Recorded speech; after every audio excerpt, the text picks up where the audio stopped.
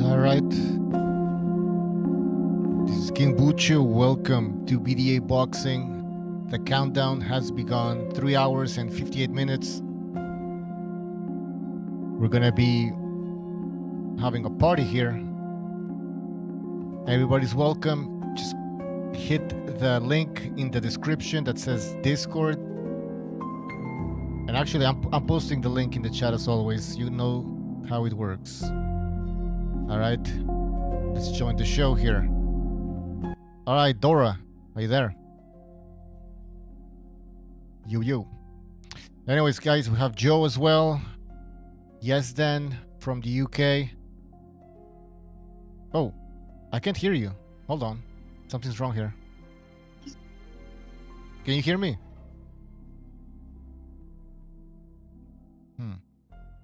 Yo. Ah, shit. Give me 2 seconds. I was in the car.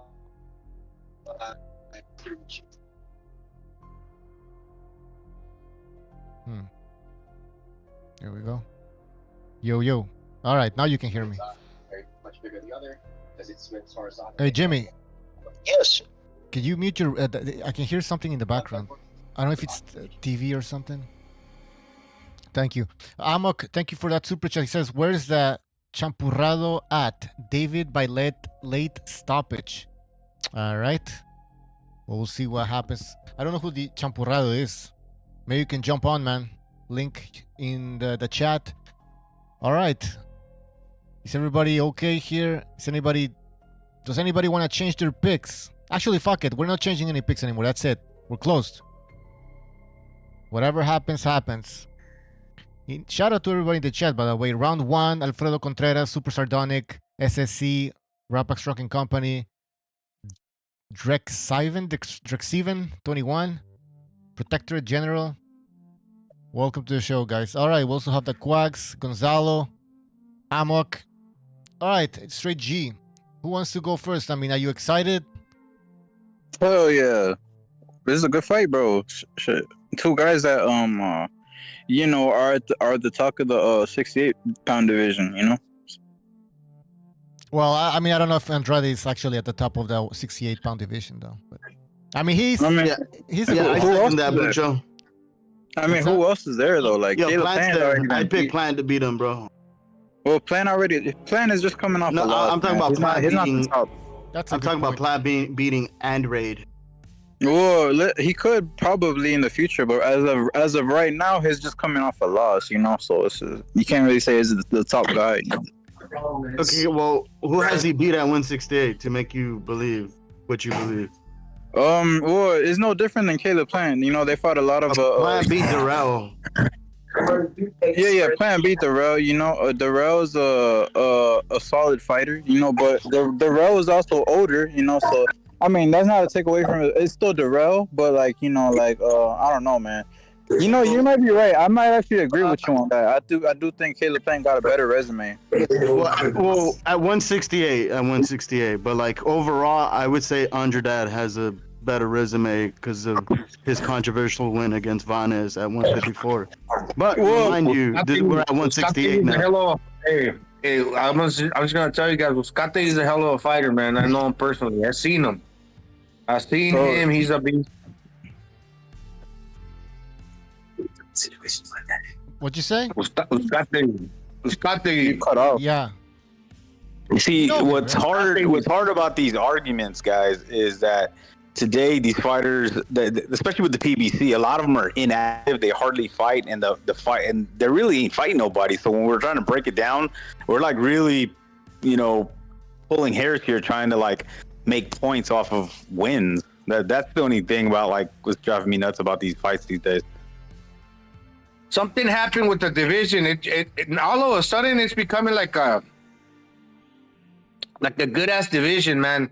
You got Pacheco, you got Mimbili, you got who else? Not counting Berlanga, but you could put him there if you want to. Canelo, you got freaking David Benavidez. What's Morel. that other dude? Morel. Morel. Listen, is becoming stacked, bro. Not to count the Gomorrah of the world. Yeah, but I just hope he can stay at the weight. Like Benavidez, I don't know how much longer he can sustain it. Yeah, you know, it's like the welterweights. We saw all these welterweights, and then like when the welterweights like Spence and Boots is coming out. And look at what happened with Ortiz. He stayed too long, and that's the only thing I worry about. Because once you get to the next level, you got the Bivol. You got that's a big jump. Well, listen. Honestly, I think Bivol is actually we hear you, Stu. 168 pounder, bro. Bivol, he's like the shortest 175 pounder that there is, if I'm not mistaken. Like, so I really think he's a 68 pounder. Yeah, you're right, man. You're right. I think it's just because seeing him with Canelo, he looks huge because Canelo's like small in that weight class. But yeah, you got a point, man. You know what's crazy though? He's not a 68 pounder if he's defended his 175 pound title like 11 times already. Yeah, that's true. But I think naturally, I think he probably can make it. 168 like fairly comfortably, more than these other guys. Yeah, I mean, but see, that's what he's doing right. A lot of these fighters are trying to squeeze down, and Benavidez might bite him in the ass. Like if you look at the guys who really dominate the sport, Floyd, Pacquiao, Lomachenko, Canelo, they're fighting in weight classes they're not having to cut weight in. You know what I mean? And I think that's the problem with a lot of these fighters. But especially when they age. But listen, I kind of agree with you, but I kind of don't, because like look at I was watching a fight recently. I just thought of this right the other day or like a week ago. I was watching the Pacquiao Tim Bradley fight, bro.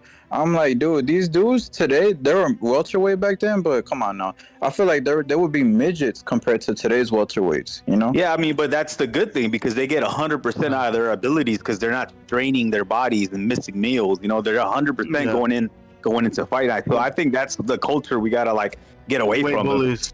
Trying too many bullies. If it's been back same day wins. Yeah, and we'll retain speed. The guys that are naturally a little bit smaller retain a lot of speed. That generates power. Like for example, Big Charlo, that might bite him in the ass because he's gonna be sluggish.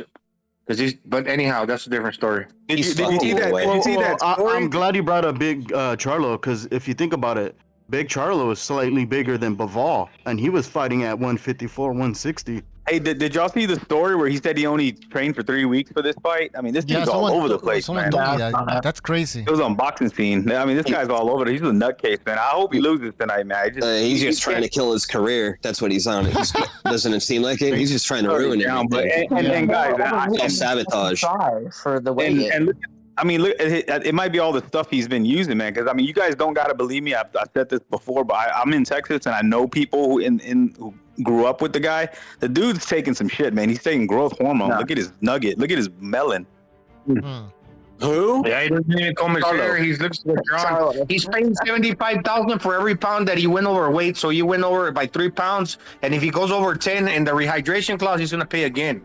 So he's already forked out 75 times 3, like over 200,000. Well, do we know that? Do we know that for sure, Gonzalo? Because I got it. Absolutely. 75K for every pound. I feel for the guy in a way, man, because I think well, part of this, man, we know like women can drive guys crazy, and I think what happened with his ex, she was gonna bend over backward for this dude, bro. They might not even find him. You know, so.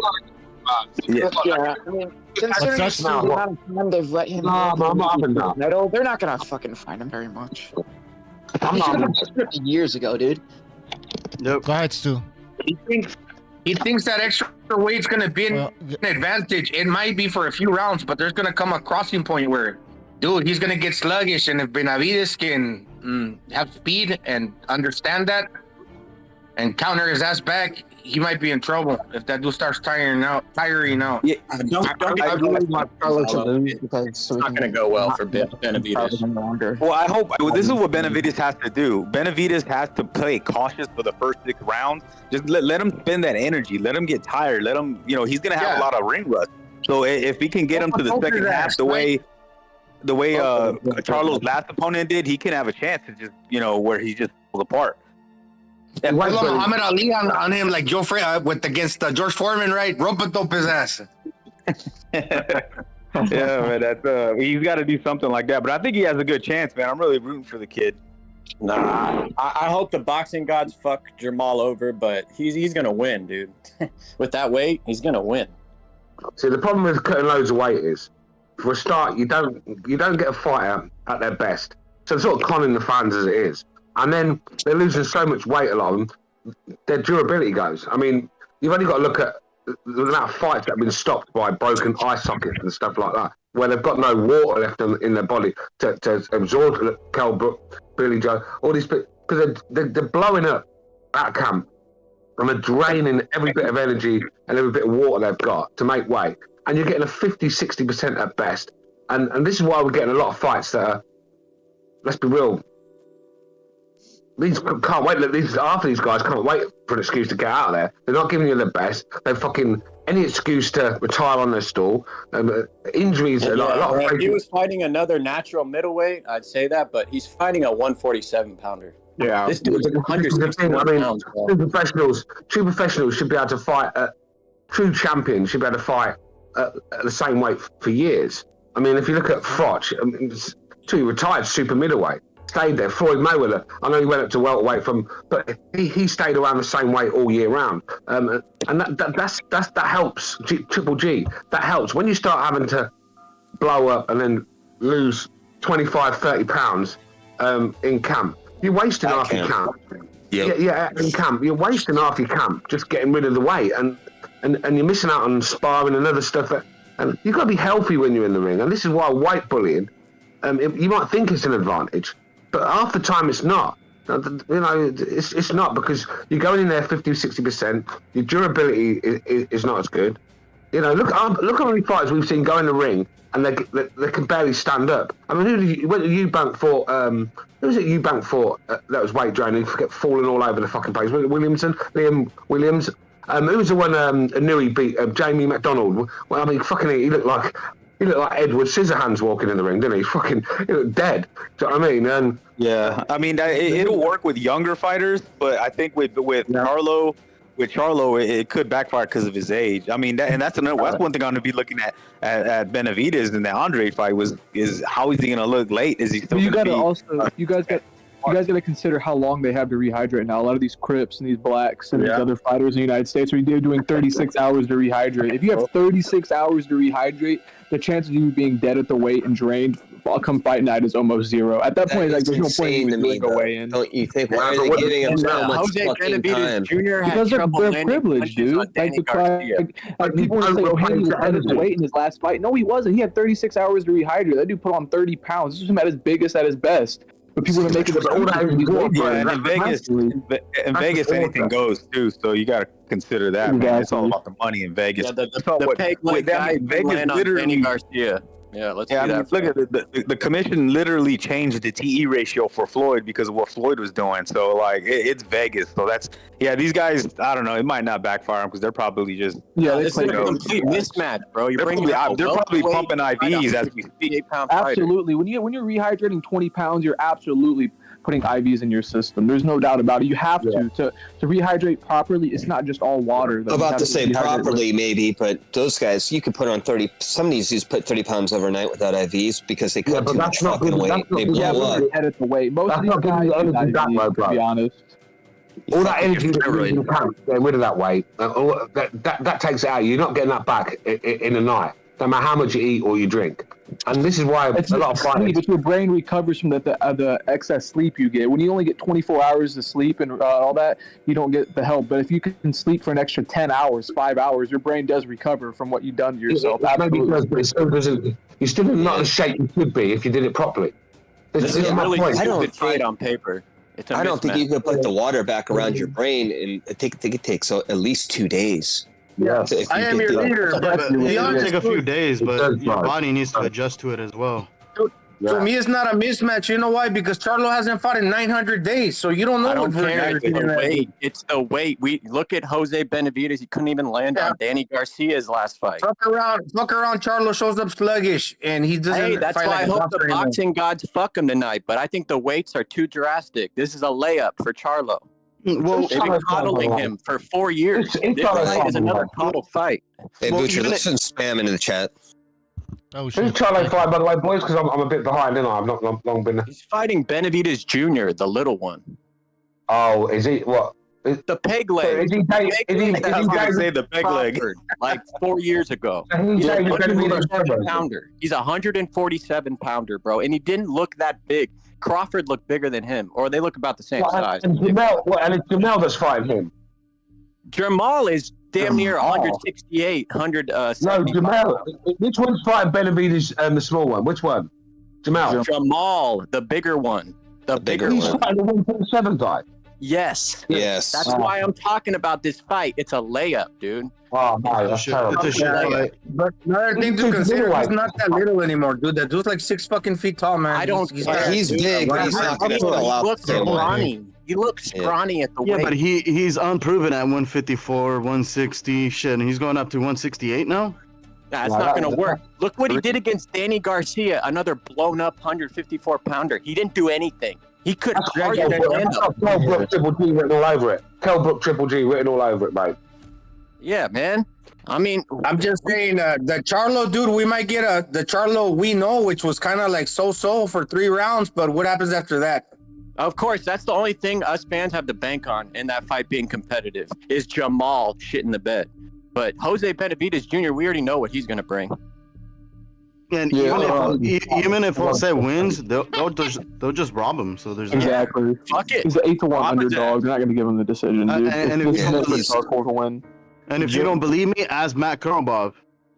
Yeah. There's a lot of clean shots and lost that fight. If you go on Box Rec and go to see Box Rec even scored it for him. He can't fight southpaws. Did you guys see that? Did you guys watch that shit? Taking fights like that. That's why they don't get the respect they deserve. Look how long they've been. They've been around for fucking years, since time began. And look, they're fighting.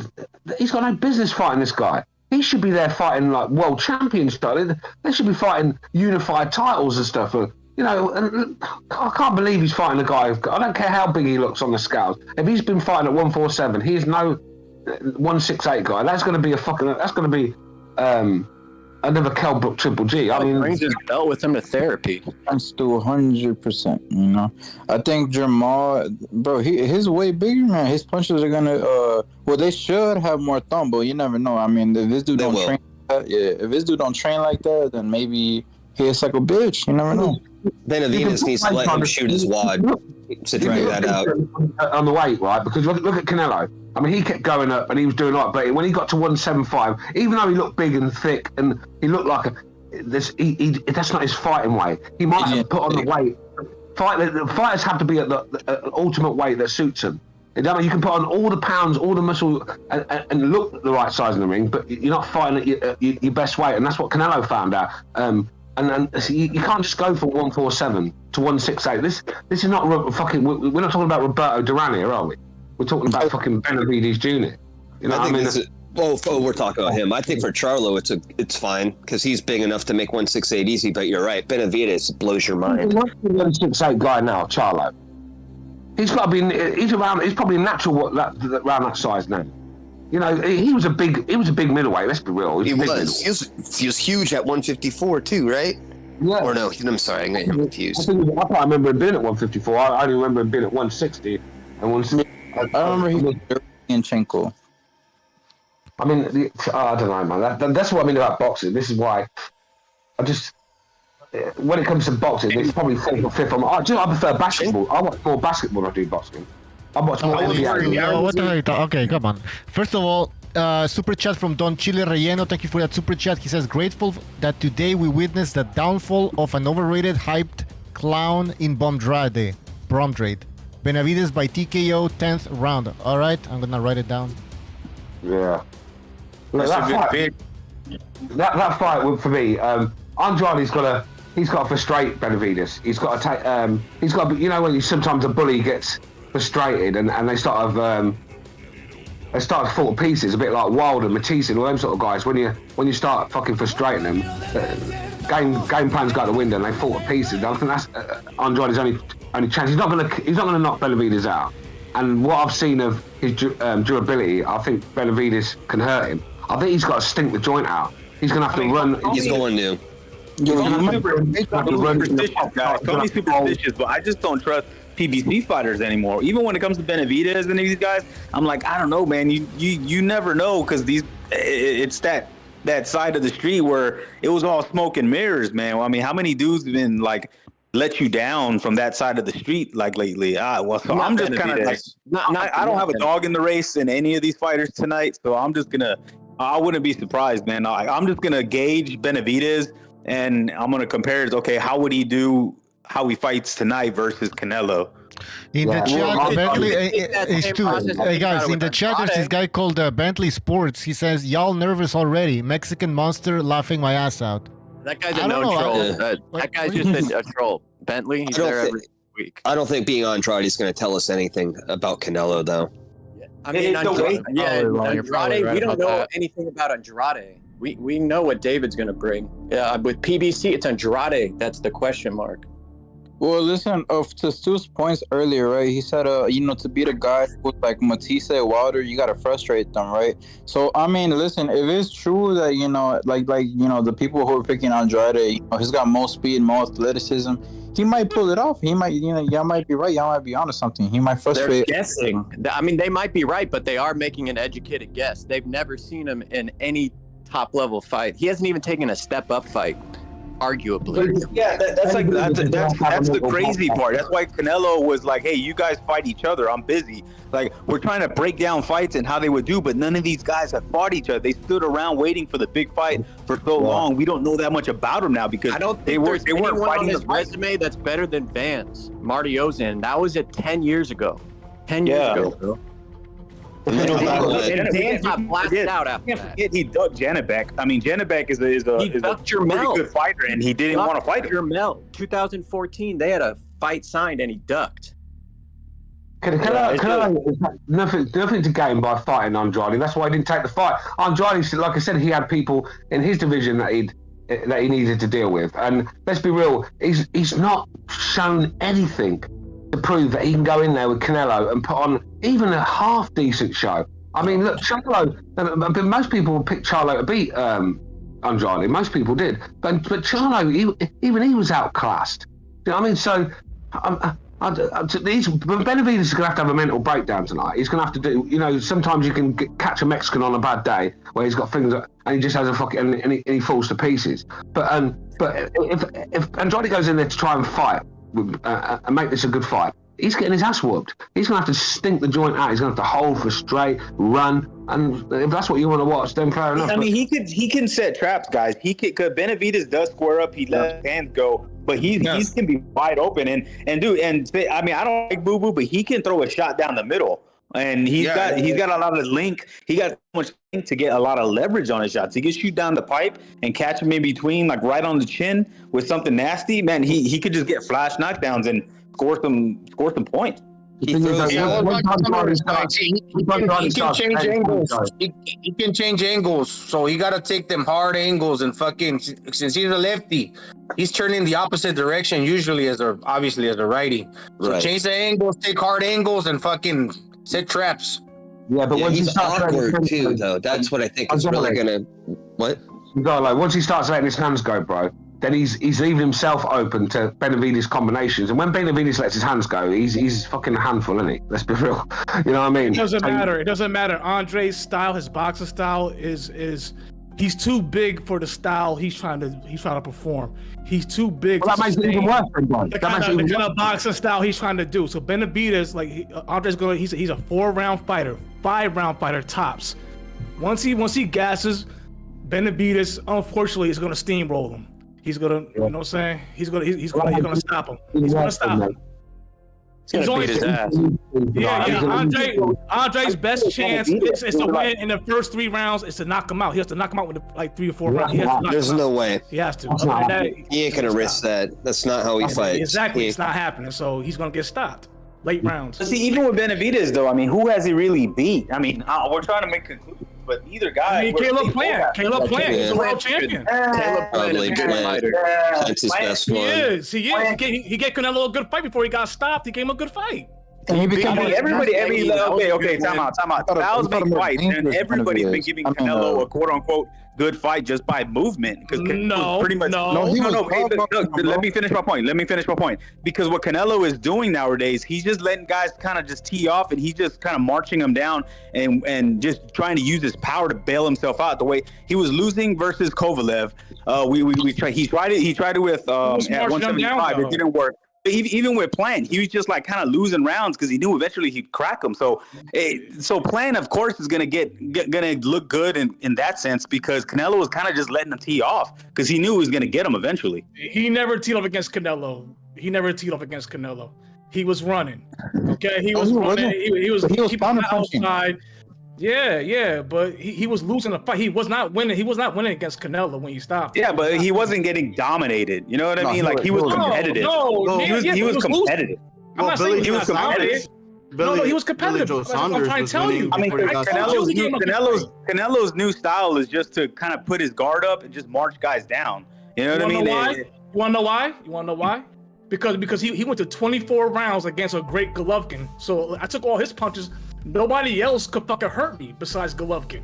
So the other guys I'm in the ring with, bro, y'all overrate Golovkin. This is just. I mean, he's not overrated. He's not overrated. He's coming up, bro. He's not overrated. Exactly. Yeah, he's definitely it would simply appear that he is just marching dudes down, but there's more things that he's thinking. And he's giving up a lot of height. He's giving up a lot of weight. Like, think about that. He can't fight guys that. I say this real quick. That Canelo has the best upper body movement out of everybody in boxing right now. His head movement, his upper body. He flips jobs and big punches. He counter punches.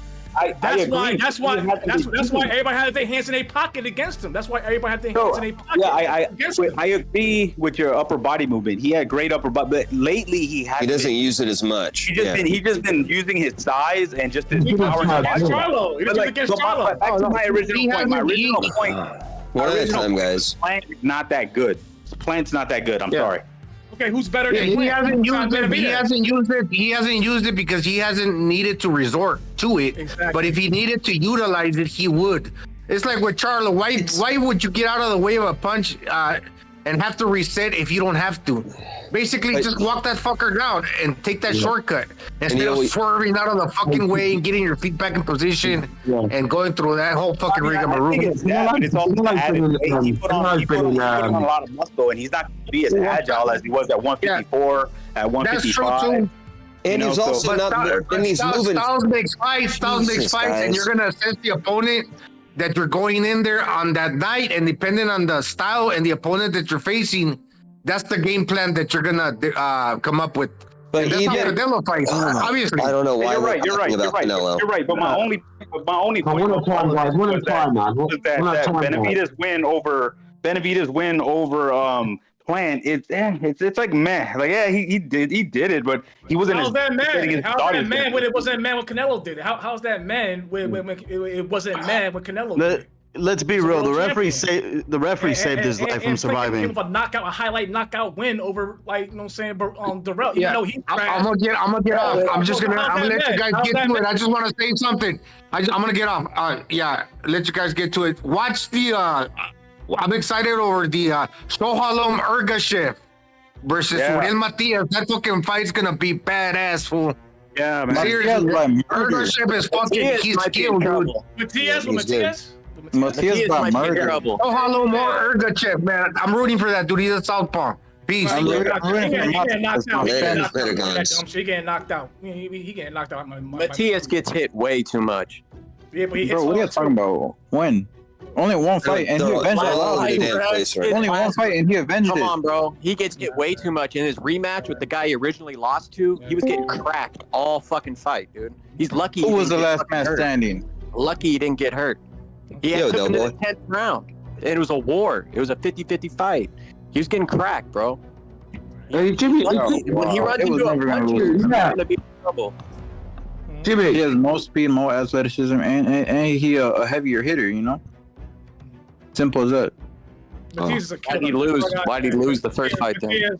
Matias. So he said it in the podcast that it was because he was I think he was I don't know if he said he was smoking too much weed. He wasn't taking the fight serious. He was kind of depressed. Oh man, I tell you what, see that kind of stuff. I wouldn't trust a fighter if they're doing that kind of shit. Because then now we're going into Ryan Garcia, Charlo, mental breakdown. All these guys that have these stupid issues like that. Well, you can't trust them, man. You gotta trust guys like not Spence. Spence is like the opposite. But like guys like Crawford, he's a the guys retard. like Canelo, He went guys like Canelo, Crawford, who are dedicated. Yeah, we know. Yeah. Yo, so, to be like, fair, Crawford, like those to be guys fair, those guys live the lifestyle of a fighter, and whenever I hear shit like that, you never know what's gonna happen with these guys. but wait, hold on. Let Blue Collar Sports go in, Del Boy. Go in, Del Boy. To be fair to Matias, I'm not like a guy who gives out sympathy all that much, but to be fair to Matias, after like before he started smoking weed, he killed a man. Let's not forget that. Yeah, Chef, right? That's what he said. Is that you, Del Boy? I mean, that's Del Boy. It's cocaine. Yes. It's cocaine. Yeah, that's Del Boy. Hold on. Yeah, it's still not a good thing. Yeah, everybody, guys, you gotta let other people talk. It's always the same fucking people talking. Always the same. Like, let somebody else also reply sometimes. We got 12 people. Is that Del Boy in the chat? Yo, it's Stu, man. What's up, man? I just got here, so. Let me fucking talk to Del Boy, man. Jesus. Yeah, big up. Was that you yesterday? Was that you on the call yesterday as well, Del Boy? No. That's some other dude. Oh, good to hear from you again. Anyway, brother, it's been a while. Wait, I have a question. Isn't Del Boy St. Brit Sports? Nah, bro. Don't. Nah. Oh, No, some other guy. Anyways. Anyway, are you not watching this fucking woman? You're not watching this woman fight, Katie Taylor fight, no? Are you guys? I don't watch female fighting, man. Yeah, I'm watching it. I think Chantel's gonna win. I know the prelims for Showtime are gonna come on in 30 minutes on YouTube. Yeah. Yo, listen, I was at 6. It's only a handful of females that are good. It's only a handful of females that I would watch. Well, I don't like watching female fighting anyway. Yeah, she can't beat that girl. She's too big and too fast. Yeah, she's too big. She has more power. She has more speed and more athleticism and more ring IQ. They're the same fighter. but Chantel is just faster and stronger. They're the same fighter. Yeah, exactly. Yep. But she just Katie Taylor has had so many gift decisions. I mean, trust me, I was saying before the Cameron fight, I think she nicked 3 or 4 fights before that where she could have lost. You think it was the only one you might give her a gift for is probably the Serrano fight. That's probably one you could probably give her a gift. But see, the Serrano had 2 or 3 good rounds. She lost every other round besides that, though. That's the thing. You know what I'm saying? But that's the only fight you could probably say she got a gift. Was Serrano because Serrano did fuck her up in those 3 rounds. What's the name of the Hawaiian? What's the name of that Hawaiian boxer, that brunette, where she came in with the paint over her titties on that on the weigh-in? No, that's the one I want to see because that's the only one. Yeah, she sucks. I don't care. I don't care. I still like her. That's why she did that. But I'm telling you, that's why she did that because she sucks. Yeah, I want to see. I would actually like to see women back for bitch it. Like that's the only time I would ever accept back for bitching from a bitch. Like not. It makes sense. Chantel Cameron lives about 20 miles from me. The only girl that uses her sexuality that's even good is Ebony Bridges. She's the only one that's good that uses her sexuality. Yeah, I think got big tits. God, you're looking at butters, man. You were looking at her tits, man. You ain't looking at her boxing skills. Fake tits. No, she's good though. I mean, yeah. So what? You'll fuck her though, right, Bucho? If she right in front of your face, hell no. She looks nasty, man. She looks dirty. I don't know, man. Hey, listen, hold on. Yeah, but I would. That doesn't mean I pay pay-per-view to watch a box. Hold on. Bucho, she's got a cut. She's definitely got a cut. I said she looked nasty. She looked dirty, and those fake tits. I'm not a fan of those tits. Hey, she's got a beer belly for sure. Sure. Okay. So beer bellies on women. That's. So you're telling me? Hold on. So you're telling me, all you guys, right now in this chat, you tell me if that girl was not in front of you, ready to throw that pussy at you, you're not gonna take it? I just like waist. I like slim. I don't like beer belly. Honestly, I just think I respectfully know. Most of the guys in the chat probably fucking. Most of the guys in the chat probably. Yeah, can we stop sitting and talk about fighters? You guys have never had sex before. What is going on? What the fuck is going on right now? Let's do talk. Stu was gonna say something, and I'll just say, half of you guys in the fucking chat, you fuck Katie Taylor, never mind Emily Bridges, you fucking saddos. But look, we're not talking about tits. We're not talking about tits right now. We're talking about boxing. And Bucho talked about tits. I didn't. Bucho talked about tits. I didn't. So watch your mouth. Can we stop? Oh my god! Holy shit! Well, you're talking about fucking real. You're talking about fucking. You're not listening. Listen, You're not listening. Listen, you're talking about your fucking. He's going on like he's Julio Iglesias. This guy's talking like he's Julio Iglesias. So he's got all the I said, all thing I said, the only girl that uses sexuality that's a good fighter is Emily Bridges. That's all I said. That's all I said. Hey, in the chat, Cloudy Boxing says. Who cares? Hey, in the chat, Cloudy Boxing says bunch of simps. I know. No, a bunch of virgins. They a bunch of gay niggas, man. They won't fuck that bitch in front of you. I'll fuck that. Fuck the shit out of her too. And your lack of experience is showing. I don't even want her like that. I don't want her like that. Benavidez, Andre, man. Does anybody know if it was verified that Charlo indeed like just only trained for 3 weeks? I saw that today, and I'm like, what the fuck? Yeah, he only trained for 3 weeks for this fight. Jamal Charlo's blatantly on antidepressants. That guy looks so vacant. He's medicated. He's sedated. Yeah. He's on Wellbutrin, bro. He's on Wellbutrin. I know his trainer's a cool guy. He's down here in Texas, but I'm like, man, he just. I saw something yesterday that he was gonna be back to the old way. Then I see that story later. I'm like, what the hell, man? Like, I don't know what to think about tonight. Jamal Charlo's done, man. He'll win this fight, but he's gonna get fed to Benavidez or Canelo. He's gonna get fucking smashed. He's not fighting Canelo. He's never fighting Canelo. That dude is not. Regardless, maybe. I think they'll try and feed him. I think they'll. It's crazy. I'm hearing these excuses from Maul, but none of the excuses I heard for Teofimo right now. But see, Jose fucking sucks too. So it's like, damn. That's what I'm saying, bro. They're gonna feed him Jose. He'll beat Jose, and he'll fight David, and David's gonna smash this fight. But can I say this though? This could be a Benavidez showcase card. I mean, because it got Jose ready to wash out Maul, and then I'll say David wash out Boo Boo, out with the old and with the new. What's two hype jobs. Two more hype jobs. Facts. What's all this? I'm hearing so many people backing Andrade. Like, get your fucking testosterone checked. This guy fights for 4 rounds. Yeah, this guy fights for 4 rounds, and he fucking hugs and holds and fucking runs around like a pansy. They just haven't been watching boxing for very long. Bro, they like Andrade. Master boxer, yeah. This guy throws 2 half-ass jabs around, and this guy's a master boxer. Get the fuck out of here. Rigondeaux, isn't it? Rigondeaux. Yeah, he's a jawbreaker. Rigondeaux used to throw 5 punches around. Yeah, it was a jawbreaker. I mean, whose jaw did he break? Dude, Andrade from breaking down. The problem. It doesn't belong on pay-per-view. I mean, look at the consensus. Look at the consensus feeling we all have on Andrade, and it's a pay-per-view. Like that's what's fucked up about today's boxing. It's a great point, Lefty. And you know, Andre is his own enemy, right? He wants to fight Canelo. He wants all these years. He wants to fight Canelo, but like all the fights that would have put him in the best position to fight Canelo, he backed out of. You know what I'm saying? And you know the best thing, though. Zach Parker, he backed out of. Now he backed out of. Yeah, you know, best thing, bro. Benavidez did that too because when before Canelo landed on PBC Island, he was supposed to fight Morrell, and that fight was almost done. All of a sudden, Canelo lands, and he's like, "Oh no, wait, I don't want to take no serious chances." That's the problem with all the boxers. Crazy. Look at Maul. He looked crazy. Yo, that nigga looked that's what I'm saying, bro. That's a good thing, though. Like this whole back foot bitch fucking style now is dying. You saw on a scale. He looks flabby, bro. He looks flabby. Yeah, he looks soft. He looks flabby. He looks disgusting. But this whole this back foot style now is dying. Honestly, like Shakur Stevenson got panned this weekend. A few years ago, we'd have heard people telling us masterclass performance, A-star. This style is dying, man. Devin Haney. I don't want to hear about Shakur Stevenson ever. I don't want to ever hear about Shakur Stevenson ever. Yeah, bro, you're talking to the legendary, bro. Yeah, but I agree. The Bellboy. You got too much knowledge. I'm gonna go, yeah. Yeah, I don't want to hear about Shakur no more. I don't want to hear about Shakur no more. I want to hear about that. He's trash. All right. What's sad, man? What's sad is the guy from Creed. He runs from bombs. He had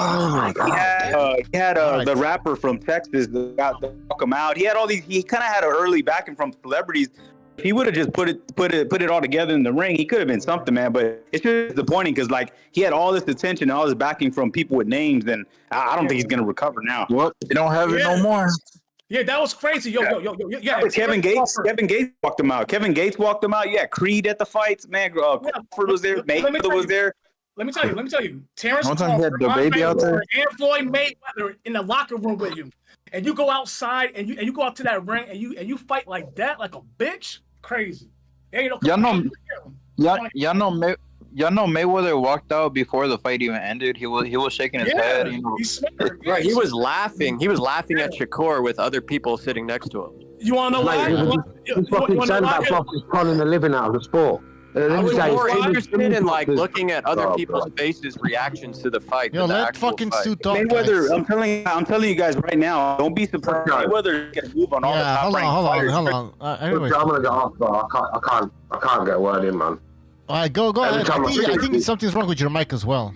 But yeah, your mic is really low. I can't even hear you. I know. Stop crying. Say it with your chest. Why don't you shut the fuck up, you little fucking prick? All you've done is open your big guns and you've said nothing of any fucking you thing. Just rambling and stuttering and talking like a faggot. Shut the fuck up. Go watch any fight. That's why you're on a cheap ass phone. You're a fucked up mic or a cheap ass phone. Which one is it? Cheap ass phone. This cheap ass phone. Shut the fuck up, you little faggot. You sound like you got boogers in your nose. That's what you sound like. Shut the fuck up. You sound like you got an IQ of an ant. You sound like a bitch. Yeah, but you keep yelling. You're legendary. You keep fucking yelling like a fucking maniac. I've told you this before. You need to chill out. You need to chill out. You dumb little Gary Thug with the IQ of a fucking ant. You need to chill out. You're a dumb motherfucker. And probably a closet homosexual as well, the way you sound with your fucking squeaky bell, boy. The stage, talk, bitch. You have the stage, talk, bitch. All right. This guy needs to chill out. Yo, Bucho, you really be letting guys talk like that to main man panelists? No, I just kicked him out. I don't know if you noticed. I just kicked him out. Did you notice? Yeah, I was losing IQ points. Holy shit. I kicked him out earlier, man. As soon as he called him like, oh, this, that, and the third. Yeah, we let everybody say some, like, talk shit. But I know when to kick him out. Don't you fucking worry. He's talking about my phone. He's on his Obama phone. Don't tell me how to run the show, man. I know when to kick them out, all right? He's talking about my phone. He's on his Obama phone. Yeah, I was just trying to say, man, you know, because like I be seeing so those, man. But yeah, right. I was listening. Pussy up. Anyways, go ahead, Stu. What do you want to say? Wow, fuck me. After that, I don't want to say anything. Yeah, I forget what we're talking about. Like, little faggot. He all added real quick, you know. Should I? I'm being quiet. Stop kicking me, bro. All right, but chill out, man. Chill out. I told you this like 50 times. You gotta chill out. Goes to jail and leaves his wife for his cellmate. He's one of them guys, isn't he? Get out of here. Damn. But Bucho, he spent this whole time talking. All right, now shut up, man. Lixie, move on. Yo, you shut up. Don't talk to me like that, bro. All right, that's it. Get the fuck out of this. Get the fuck out of here. That's it. Bye-bye. Bye-bye. Bitch boy. You know, I like controversy. You guys know how it works. But at the same time, if you're annoying as fuck, you're out, man. You have to keep the show entertaining. He needs therapy. Yeah, man. Sometimes he sounds socially awkward. He doesn't really know his social cues, like when to talk and when not to talk. He talks. Crazy. Anyways, we'll try back in an hour or something. We're still on. Yeah. Link in the chat, guys. Link in the description. If you want to jump on, there's one spot left. I'm stoked about the Pacheco fight, man. That comes on at in a couple of hours, right? I thought he fought last week. Yeah, Pacheco already fought. Yeah, he fought last week. That's crazy. Oh shit! Am I reading something wrong? Yeah, you're reading. Are you talking about? Yeah. Hey, did you not see that fight? Pre-fights, pre-pay-per-view fights happening on YouTube, I heard? Yeah, the prelims are happening for this fight on YouTube.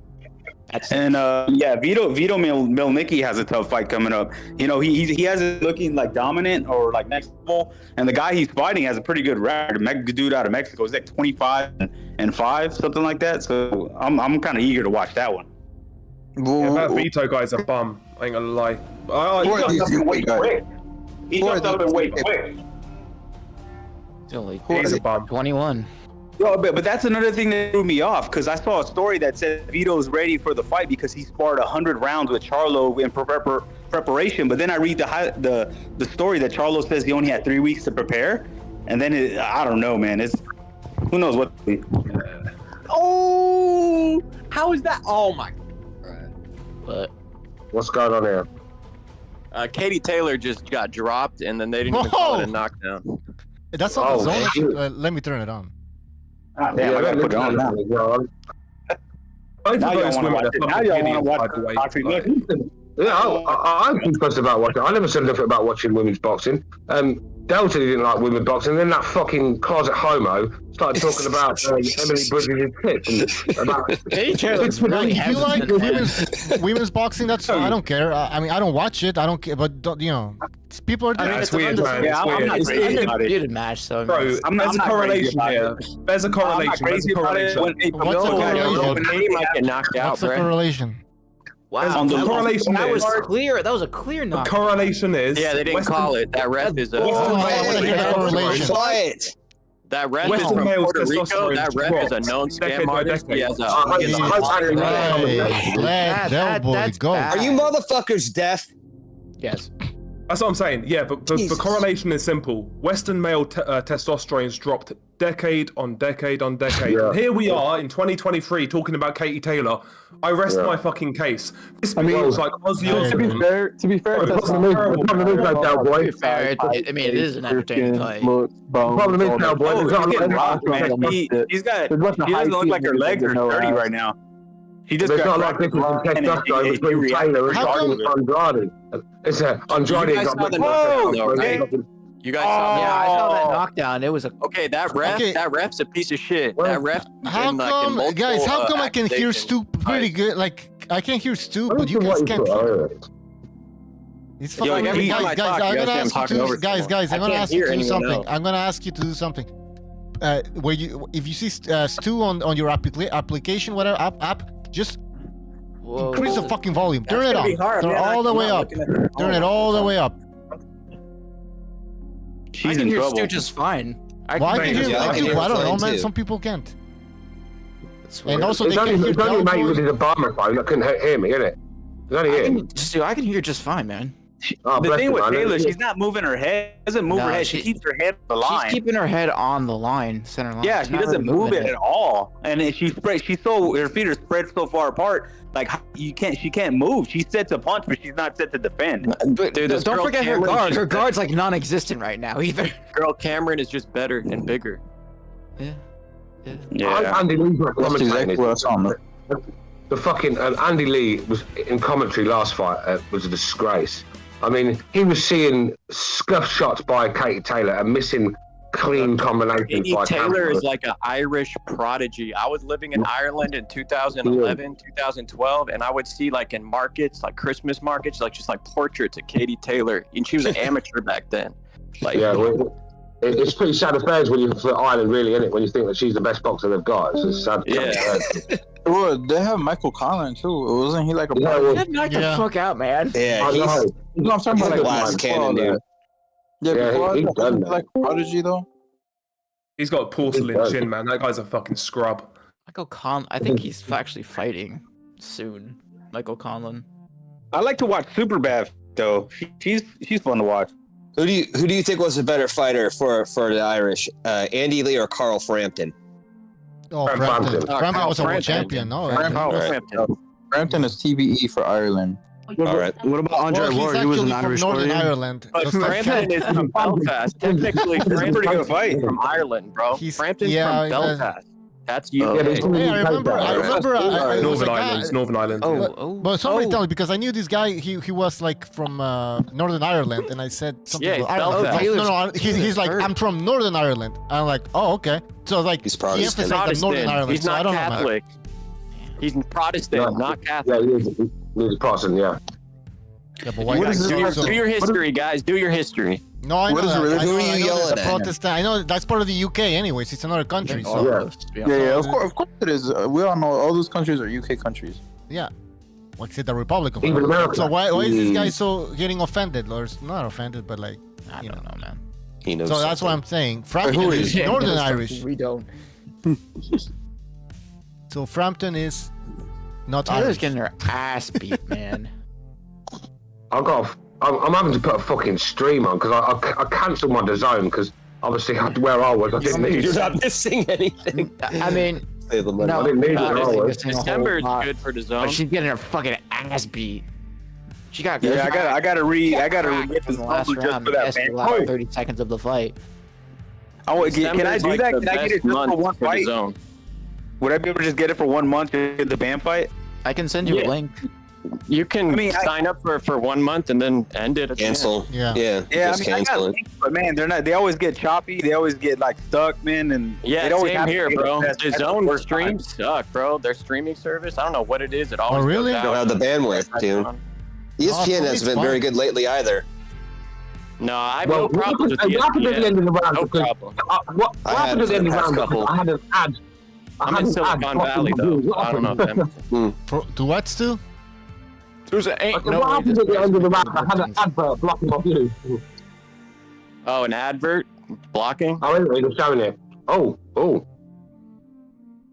I mean, It's these a women good. are I mean, not for boxing women that bad. fighting, it doesn't get much better than this for women's No. boxing. No, I was not about to really. say that.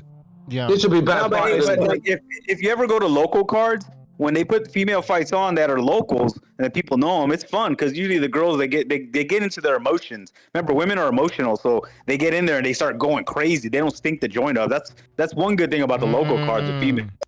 Yeah. Like watching I a think you're right, Paralympics, that's though, isn't it? Well, I mean, I usually see this every Friday in Muay Thai events for 1FC. So But this Not fight's really good, saying man. much. This fight, they're punching each other. They're in the pocket. I mean, they're not much defense, but No, whatever. I hate they're, this 2-minute they're round going for bullshit. it. They want to I don't mind that, though. spark out. I That's I wanna see a see lot of that. headbutts. I see Katie Taylor with a lot of headbutts, bro. Yeah, I'd rather watch these girls fight than Shaka Stevenson. That's for sure. Oh yeah. Of course. I'm old school, man. If I can't go watch women do anything, there's going to be a pole involved. Yeah, exactly. No, I'm with you, man. Like, That's what. Hey, Jimmy. That's what I'm thinking about watching a fight tonight at a strip club. No, personally, I don't like strip clubs anyway. But Yo, whatever. aren't the Each his drinks own. overpriced? I've never though? been. The drinks are overpriced. I just as give fuck, dollars, man. I don't give the 20s out. I just give $1 here and there. Nah, bro. Why would any grown man go to a strip club?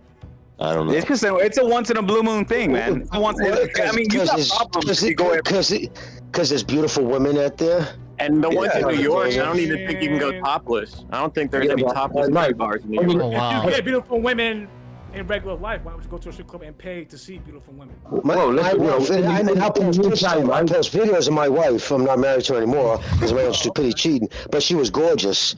And I got caught fucking around at a strip joint because I was, it was just because I was a bodybuilder, and that's where the strippers were kind of, when you're limited to when you're in bodybuilding, it's only certain chicks like that, and strippers happen to be one of them. And there's nothing wrong with it as long as it's an occasional thing. The guys that go every week are like, okay, that's issue right They're there. the dirtiest bitches in the world. They're the dirtiest. Some of them have good fried chicken. Some strip club joints have good fried chicken. The thing is, the money you're giving them girls, the money you're giving them girls though, in the UK, you could probably instead of you paying like $50 for a fucking woman to sit on your lap with her tits out, but in the UK, give her $50, you can get 2 Eastern Europeans to suck you off all night. What the fuck? I know what You know, hey, that's one thing I do miss about living in Germany is that they had the brothels, man. You wanted to wet your whistle, man, and they contract these girls out from all over the world. It's always Romanians, man. It's always Romanians, man. Yeah. I thought this was a boxing show. Now that I agree. That I agree. If you traveling across the world and you on vacation for like a week or a few days, yeah, of course, yeah, buy for some good pussy. Yeah, that's good. We can barely hear you, which is a good thing, by the way. But just letting you know, your mic is really low. And that's just all regional too. Crying, that's why I lowered it because you were crying. So Who was And crying? it's regional. Bucho's in the Mecca. He lives in the Mecca Yep. for fucking strippers. Oh, yeah. Montreal. Apparently, Jimmy, for understood that Yeah, we hear pandemic you. really, All the right. pandemic really hurt the business. That's what I'm hearing. What's that, brother? Speaking of pandemic, female the fighters, lockdowns and everything that really hurt the business. Y'all know who Benicia Yo, I'm is talking, actually man. dating Yo, now? hello. Yo, Bucho's talking, man. Holy Okay, you guys shit. hear me louder now? This guy I'm a just little bit louder barges now? in. Yeah, Yo, we can let hear you. Bucho talk. Alright, cool. Holy shit. Now, like I was saying, like it's cool, right? If you guys are like this guy. What an idiot. Yo, this guy should, no, Jimmy, I was just saying that apparently the pandemic really hurt the business. The lockdowns and everything. Like, I think a lot of the girls just found other jobs or did something else. Like, they moved on. Yeah, and a lot of them put on 50 pounds as well. They during that upgraded time. to escorting. Yeah, a lot of them Certain put on states 50 they pounds. shut down gyms, but they as well. kept the strip clubs open. So Montreal, they shut them down, huh? Wow. Now they're all high-priced escorts, bro. Yeah, not in Texas. Texas, we stayed open. And that cut on what the fuck is her name? Is that Taylor?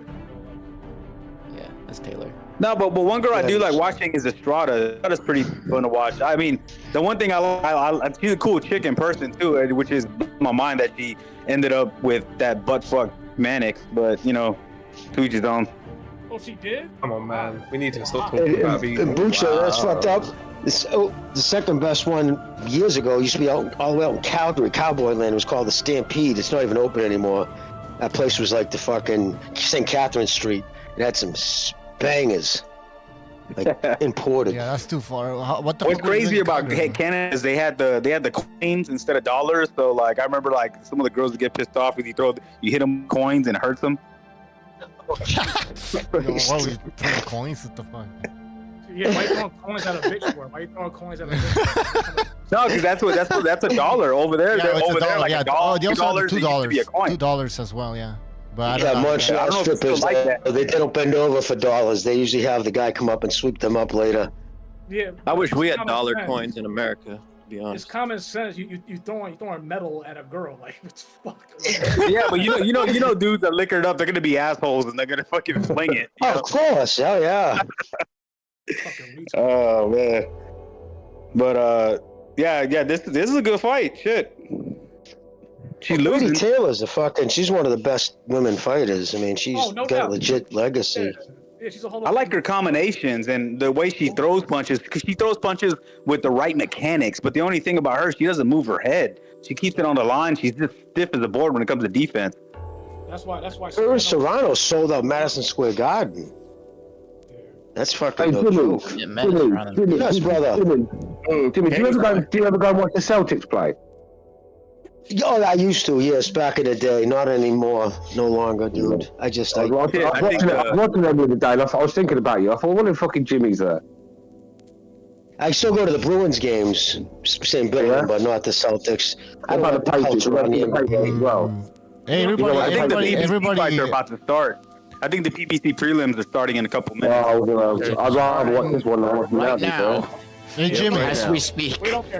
Jimmy, damn it. what's Who's the up first? what's Who's up first on prelim? Jimmy? What's the I have Bruins? no idea The yet Bruins because biggest they're currently rivalry. it's just like the stream basically just. Hold on. Bucho's talking, guys. Hang Yeah, on. Jimmy. The Bruins and the Canadiens. Yes, brother. The Bruins and the Montreal Canadiens. They're like the biggest rivalry, right?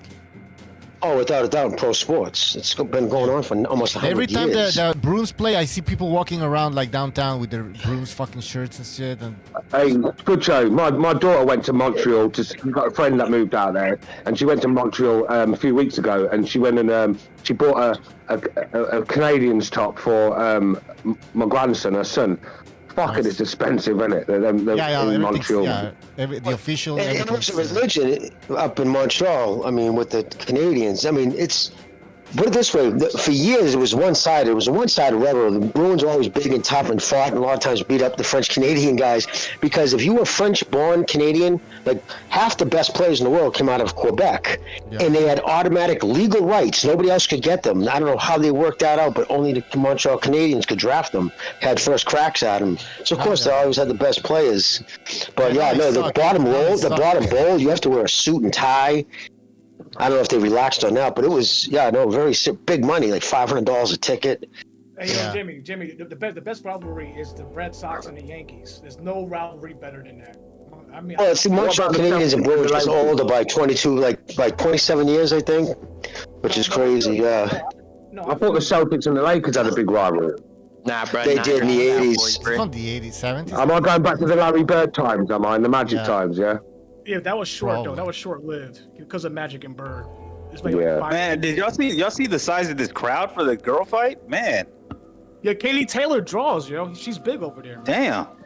She's big. Y'all think she's the face of boxing? That's why I tell fighters to go abroad, man. Like it's so hard selling tickets in America in public because we got so many options, bro. Where our market is diluted. So like overseas, that's where you draw the money. I'll tell you what, do you know what that is though, bro? Your market's like that because your fighters demand too much money. And oh yeah, dude. No, but he's right. I agree. He's right though, but no. I agree. Like, this is the problem with all these American spoiled brats. That's the thing. Our youth is. If you look at Shakur, Devin, T.O., fucking Ryan Garcia, Tank Davis, they all have the fucking entitlement, man. Everything they all want. Everybody owes them something.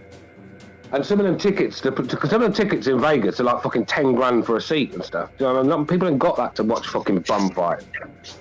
I mean, you could get some cheap tickets at the last minute, but getting to Vegas and getting a room and all that, that's where you gotta find deals. Yeah, you want to get like KO tickets, Jim at KO tickets. If you guys ever looking, he'll give you a great deal. Just say you're a friend of Steve's, and he'll hook you up, and he'll even tell you like he'll do a package deal where you get a hotel room, you know, even a dinner thrown in sometimes. My buddy went to the Shakur fight last minute. Well, he got like a $40 ticket, but I mean, I feel bad because I actually told him to go to it, and he went. I kind of feel like bad, but I mean, at least he got to see Navarrete and yeah, I was about to say, man. You know what? For $40, you get to see that first fight. I would have just walked out on the Shakur fight. I would have said, okay, let's beat traffic. Yeah. That's all. I'm done. I would have lasted probably the fourth round, and I would have bounced on that fight. Yeah. I don't blame you, man. What's expensive about Vegas is if you want to go have a drink, beers there are like fucking $10, $15. Oh yeah, well that's typical. Oh yeah, huge money. It's like the type of fight that you would get hammered to just enjoy. You'd have to. Boring. You'd have to bet on every round with your friend. You're like, how many punches are going to be landing? Yeah, exactly.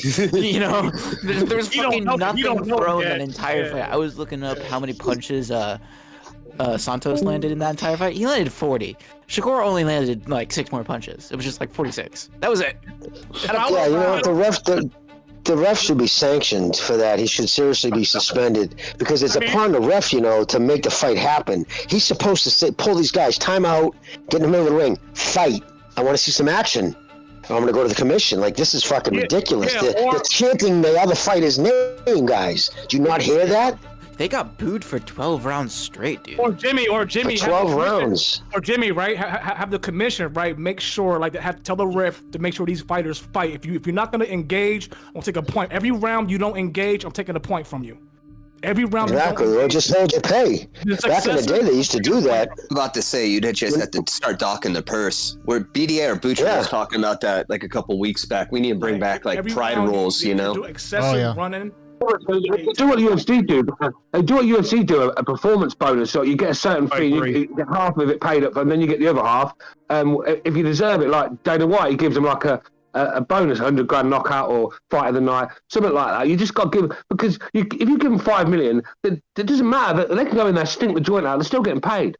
But in the UFC, they go and stink the joint out in the UFC, right? They're not getting any bonuses, and they're probably going to get cut. I mean, they have to go in and put it on the line in the UFC. It's this new American wave fighter that just adopting this jousting, or not this jousting. It's like a fencing style. You know what I mean? This look cute, you win, but they're more worried about looking cute than winning. Stealing a living. I call it stealing a living, and it's. Do you know what? That's where American boxing has gone wrong over the last few years. Where the major influence that style was Floyd Mayweather, but Floyd Mayweather had all the names around him that made. Even though he was boring, he had all the names around him. So these guys reviews. How many people? Floyd Mayweather was knocking people out. He was knocking people out before he started fighting like that. He didn't just start fighting like that. He was beating top fighters, and he made a name for himself already. Floyd, they think because Floyd made a lot of money fighting like that, they can. But Floyd made a lot of money because he got the people when they're so angry. They were paying to watch him get knocked the fuck out. There's a difference in there. But what's funny is Floyd is getting real cozy with all the top ranked fighters, especially. I mean, I don't want to sound like a shit asshole, but the black ones. And I think he's gonna make a move on these guys. I'm telling you, they're gonna try to do what they did to Golden Boy. Like what money? Like, no, I don't know. So I mean, but the fight, they like him. I mean, they're cozy to him because of that, that connection. I guess. Yeah, of course. Like all the fighters respect Floyd. They all like Floyd. So they all like Floyd. I don't. It don't matter what stable they're from. It's like he's not trying to recruit them. No, but not all of them. I'm talking about the Devins. I'm talking about the the Coors, those kinds of guys, man. Like, but when you got other guys, like Tank doesn't like them. I mean, He's not everybody. really hard to like, you know. I mean, you can only. He's a shady dude. Defensive skill, but anything else you can't respect him on because he's a fucking dick. He's a narcissist. But he's one of those guys that you know that he'll leave you hanging. And he's a shady dude. You know, if you get his backing, that's cool. But you know, if you start to slip, he's gonna tell you. He's only about in it for the money. Like that's it. That's it. Like, you know? Yeah. Are you sick, bro? No. I'm good. Oh, okay. I think he's actually in it for the notoriety. I don't know if you're like he had a sore throat or something. I think he can. My voice goes like that because I think he's fine. I think the other whack job that's trying to talk is sick. What's up, bro? Are you talking about the Dominican guy? Oh, is that what getting lit up? No, he want a shot. No, he want another shot. That's all. What's up, recognize? You want another shot? You want another shot? Shut up. Yeah, don't echo me, nigga. Don't echo me, nigga. Don't echo me, nigga. Don't echo me, nigga. Are you okay? Are you crazy? Are you nuts? I'm chilling. You came to see me. All right. You hollered at me. You came to see me. Yeah, that's why you here. Shout out Stu Little. I can't shout out Stu Little, not you. Yeah. I don't You care did it in about the chat already. You did it in the chat already. Get the fuck out. Man, I think if look this at fight you, goes you the watching me, distance, man. I think they're gonna rob Cameron if this fight goes the I already distance. bodied this nigga before. Like, that's the way it's looking right now. I'm not even. I mean, because Taylor's losing, but oh yeah, but he's they're gonna landing give it. very few punches. You're When gonna he see does something land, dirty. like, The thing is, in Ireland with Taylor, I mean, it's getting one result on the card. Is that score? What illegal stream are you using? They've got this fucking idiot has got Taylor up by 2 or 3 rounds. Oh, well, there you go. Oh shit! The fix is in. The fix is in. I mean, it's close. From what I've seen, I'm not watching it like nonstop. I'm just watching it here and there. But I got a feeling that. Wait, is this Katie girl? Is she boxing or cooking? What is she doing? Oh, that's what I'm saying. Nah, she's trash. She's trash. She's not. Because if she's boxing, I'm not interested. Now, if she's cooking, but to be honest, technically speaking, this is like they're not that bad compared to like many other women that we've seen. Yeah. What happens if you like shoot low in a woman's fight? Exactly. too low.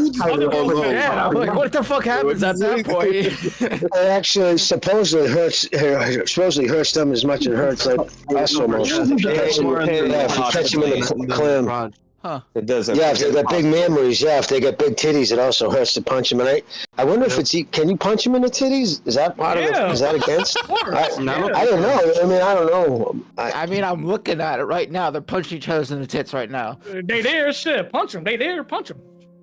No, I think that should be illegal.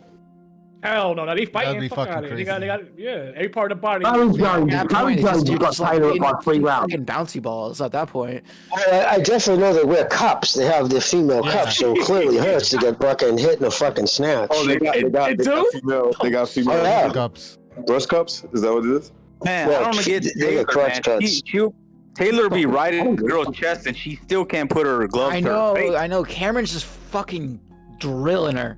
Well, then he's holding her. Now she's trying to tell me why Barry Jones has got Taylor up by 3 rounds.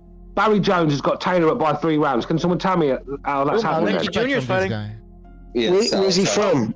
Where's that guy Jones from? He's fucking well. I mean, he's one of them that likes. I tweeted him one time, innit? Guys, on the I've argued with him on Twitter one time. Yeah, I'm watching it right now. Oh shit! Let me switch over. Well, tell me when they start washing dishes. I'll be interested. or to getting their knees dirty. As I said, it's like watching the Paralympics, man. It's fucking terrible, isn't it? Let's just be honest here. Paralympics. Fucking awful. I'm gonna. It's gonna be like watching the 1500. Time or BBC channel. Oh shit! He got dropped with the jab. Let's talk about who's what? How can you be ahead of me? What the fuck? How did you even say that? Salazar. Salazar. Oh, you're watching something else. Oh, he's hurt, man. Who do you think Canelo's gonna fight next? Is it gonna be Benavidez or Crawford? Oh, I think Should it's I be watching Mejia. that other fight instead of the Katie Taylor fight? It's over. I'm watching both. He's smoking him. He's perfect. Ah, fuck. He's I'm done. This switching. dude's only been stopped once, dude. Wow, the ref's gonna let it go too. We need this guy a couple weeks Good back. ref. Yeah, Good ref. Yeah, good ref. Body language doesn't look good. Beat him up. He's fucking him up. This guy's not. Jesus Christ, dude. He's trying to survive the best he can.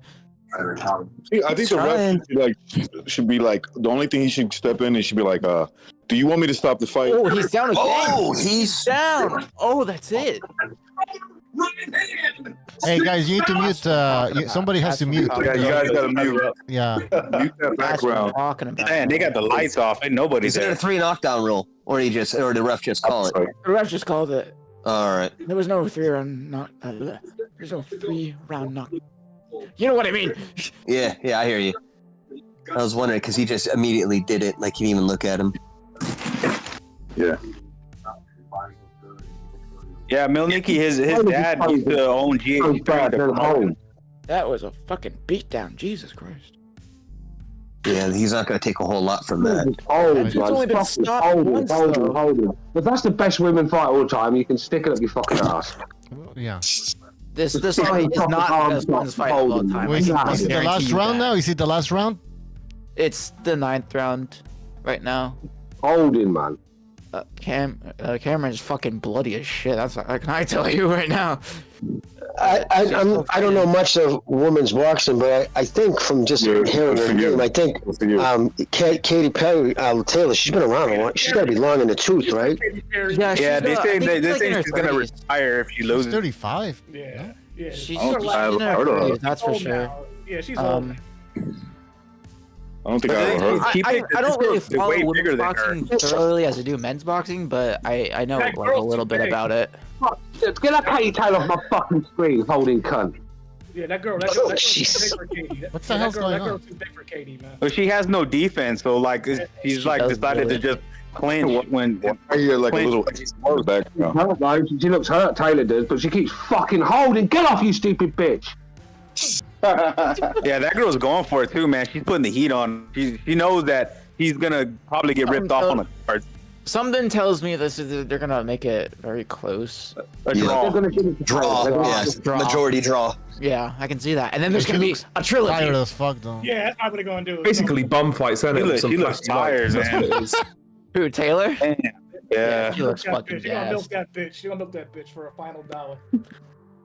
Katie the grappler Taylor. That's what they should fucking call her. What's boxing come to, by the way? Why is this even a discussion? Is this where we've fucking? This is what we've Are been we playing. playing this now? I Maliki don't know, Jr. is like what seriously, every. I wasn't even thinking about watching this until people started mentioning it. Yeah. Hey, listen. If we can do a show about Shakur Stevenson, we should be doing a fucking a box set about this fight. Do you know what I mean? A eulogy. Jesus, what the fuck is that scorecard? That's too wide. That's really. So they have open scoring? Did you say too wide Yeah. in women's boxing? Wait. What are you talking about exactly? A bucket scorecard. It was okay, 84 for Cameron, 87 for Taylor. This Barry had it. Oh, Jones. Unofficial scorecard. Oh, he's got it 87, 84 now. The guy is a fucking clown. I told him on Twitter, I said, do yourself a favour. Don't score fights anymore. You're a fucking clown. What the fuck is this clinching? Wrestling. Steve Farhood's runner-up to that one, that's for sure. But, Barry Jones, I mean, he's the sort of guy that had Rigondeaux up against Lomachenko, isn't he? He's one of them guys. Oh, hell no. I don't know why he quit. I don't know what the fuck Steve Farhood sees in like these kind of fights. I really just don't. It's almost Well, like I don't like his crack. scorecards. Can't even see. One How thick his dude's glasses are? Yeah. I can't wait at Showtime's the guys on the microphones. Man, like Jim Gray is like the worst guy. He looks like a corpse, man. He's so He's autistic, I swear, very man. old. He's so snooty. Yeah, What is that word? autistic. Snooty, snotty. Like he's like dude needs to be like covering golf, man. He's just like you wonder why young people don't. He's out of. Pompous. I don't even know why he's in fresh boxing. Fucking holding that Taylor. I don't want to hear her fucking name ever again. She's hurt and she's clenching and now she's gassed. Well, she's gassed. But now she's gonna just win the like fight. holding and She's too small and old, man. Like she's too small and old, man. That's Right. I got no Wait, proof. no I way got she no won proof. this fight. There's no way. They're gonna fuck over camera. They're gonna fuck Yeah. over. Jesus Christ, that cut is bad. I got no proof on it, man. But that kid Steve Farhood, man. I would not be surprised to see his poster up at the fucking, post office and shit. So I wouldn't. I wouldn't fucking. I don't trust that guy as far as I can throw him. That guy's It's a fucking over. creep. Fight's over. Looks like they fucking. Looks like he'd have to, like one of those dudes who moves in has to register. You know what I'm saying? That's the greatest. That's the greatest. That's the greatest words I could hear in a woman boxing fight. Fight's over. I don't think Katie won that fight. She didn't win that fight. Man, you know what? But I root for her, like, cause like if she's in her hometown, they drew a big crowd. It's good for the sport, man. Yeah, I'm It's good for business. Sucks, but I mean, Good for business. I can see that, but anything else, she just didn't do it. She just. Well, they're all cheering. That really should have been a knockdown in the first round. They're all in the weird Taylor knockdown. They've got this, haven't they? They've got this. And I used to like Estrada until I found out she got with Chris Mann. They're dating. And I'm like, man, it's funny because she'll be taking pictures with fans and stuff. He's sitting off on the side. He looks like he just doesn't like it. He's just gonna sit down. Chris Mannix is dating Estrada. Yeah, that's weird. It's funny because he seems like the jealous type. Because she'll be like getting dudes to be taking pictures with her. He's looking all pissed off on the side. I'm like, man, she ended up with that butt fuck. Like, god damn. She'll like J-Lo. What's he gonna do? Complain? He'll fucking she'll toss him a beating. Estrada like J-Lo when if she was a boxer. That's what she looked. She like J-Lo if she was a boxer. Yeah, I mean, you would think she would be with an alpha male, not a beta. Yeah, you know what I mean? Well, she's a boxer. Yeah. She want to be dominant. Yeah, she want to be dominant. So she needs a beta male. She needs a beta male. Just like she J-Lo. said she wanted to be with somebody not involved in boxing, and then she ended up with that guy. She want a soft nigga. It makes sense. It makes sense. I look for a fucking female that's interested in boxing. You know, She wants a soft dude like Legend. You know, It makes I ain't no sense. soft. Listen. You want a soft nigga like you. Your wife convowed. I ain't no soft. Anyone Dude, I've I ever got that been long with and that I've heavy. I dated got is that like, long and they're heavy, like, you nigga. box? I'm like, I got yeah. that long and heavy. What the fuck is so special about it? It's nothing special about it. She want a punchy bag like you. Crazy as Yeah, fuck. really. No, that's she She's got had you, more nigga. fucking. She's had more boxers' DNA in her than a fucking VADA test Knock you tube. right in front of Like, her. Knock you right in front of her, nigga. Real, nigga. Spit into a petri dish. I mean, It's got I all feel these bad for you. I civilizations. feel bad for you. I feel bad for BDA and you guys, man, because you got callers that call in, and a lot of them were saying, "Oh, I'm a coach. I box myself." And when I was in the military. When I was in the military, we had a lot of dudes. You know, everybody's from everywhere, and people would lie about they did this, they did that, they did this when they were at home. We call them hometown heroes because they like make up a story how they were like the star quarterback. Yeah. You know, That don't matter. Let me tell you something. Let me tell you something. Thank you for your service. None of those Too skills many matter bullshit. in a street fight. All right, Those no, skills cool. matter in a Do you street guys see fight. the decision? Yeah, go that's ahead. what I'm waiting for. I'm waiting for this decision. Oh, okay, well, They're I'm taking not their gonna- sweet I'm old not gonna time spoil toward it. this motherfucking scorecard. I'm not gonna spoil Wait. it. They're announcing People are it gonna now. tell you in the chat. Yeah, Butcher's trying to talk. No, I said I already know who won because I guess I'm ahead. So I'm not gonna say shit. Okay. I'm figuring Katie won probably, right? Hold on. Yeah, recognize Let the Sunset, I heard. Jim Lampley's coming back tonight. No, he's just on Twitter and stuff like that. He's not commentating. Oh, okay. That's what they He's said last commentating time. he's commentating for a network, one of them. No, that's what Hold they on, said last. hold on. I bought it. It's from payperview.com. Oh, shit. Right, and they was They gave her that fight, I guess. Oh. Damn. Hang on. Guys, I'm trying to hear. Shut up. Well, you're way behind or what? Like, I knew it. Damn. I'm guessing They Katie won. fucked her over. I called it. I called it. well, I Stu fucking called it for like I don't know. Where's Stu now? Complete called that degeneracy, shit, man. He should be 96, down. 94. Bro, Wow. this is 96, another old 94. media robbery, bro. Another old media Called robbery. it. Stu's like, I don't care about women's boxing. But he's the one getting extremely angry. Stu lost the will to live. I don't care about female boxing. Jesus fucking. Why is there robberies of female boxing? No one watches. Wow. Well, because she's popular. She generates money, though. That's true, though. Yeah, exactly. It's not hard to. Like, just because you generate money doesn't mean that you're really that I agree. good. She's a star. Look at that. Every time she fights in Ireland. I'm actually the lay of the land now. It's hold on. I want to hear Stu. I want to hear Stu. Stu, what's your thoughts? Well, I'm actually half Irish, right? And I'm actually embarrassed for the. No, I got half sisters. I'm bringing his food. I'm half Irish, and I'm embarrassed for the half Irish I've got to me. For seeing them grown-ass men celebrating that victory. Like, I mean, is that how bad Ireland's got, where they have to jump up and down with Katie Taylor holding and grappling, to pinching her points win, and they're fucking sitting there like, embarrassing, isn't it? But I know. Damn. It's embarrassing, mate. I'm half Irish. I pity the half Irish I've got in me tonight. Seeing them grown-ass men sitting there cheering, cuddling each other over a pathetic win. Dude, I'm Irish too, and I completely understand. Hey, Jimmy, you need to mute your mic. That's all that is. My Irish heritage goes way back, man. Jimmy, mute your mic. Jimmy, tell Jimmy to mute his mic. Tell Jimmy to mute his mic. Tell Jimmy to mute his mic. Jimmy! Hey, Jimmy. Hey, Jimmy, mute your mic, please. No, I'll do it. I'll do it for him. I'll do it for him. Anyways, yeah, that's it. Well, I don't know. Del Boy's right. How the fuck did we end up talking about this fight? We were like, oh, we don't like. I don't know. Yeah, sure. Look at that crowd. I don't know, man. I was talking about the server. I checked it out, and it was a fucking. I guess there's nothing to do. Yeah. No, I had it popping, but you was trying to mute me. You know what I'm saying? I had shit popping up. Quentin's in the chat said, how can I be? Listen, how can I be half Irish? Well, it's quite simple. My mum's fucking Irish. My dad's English is very fucking. What the fuck is wrong with the brain cells in this chat? That's fucking easy. It's called like, you know, like one of my fucking parents. Fuck's sake, I lose like Stu, tell that cunt. I fucking lose it. Oh, shit.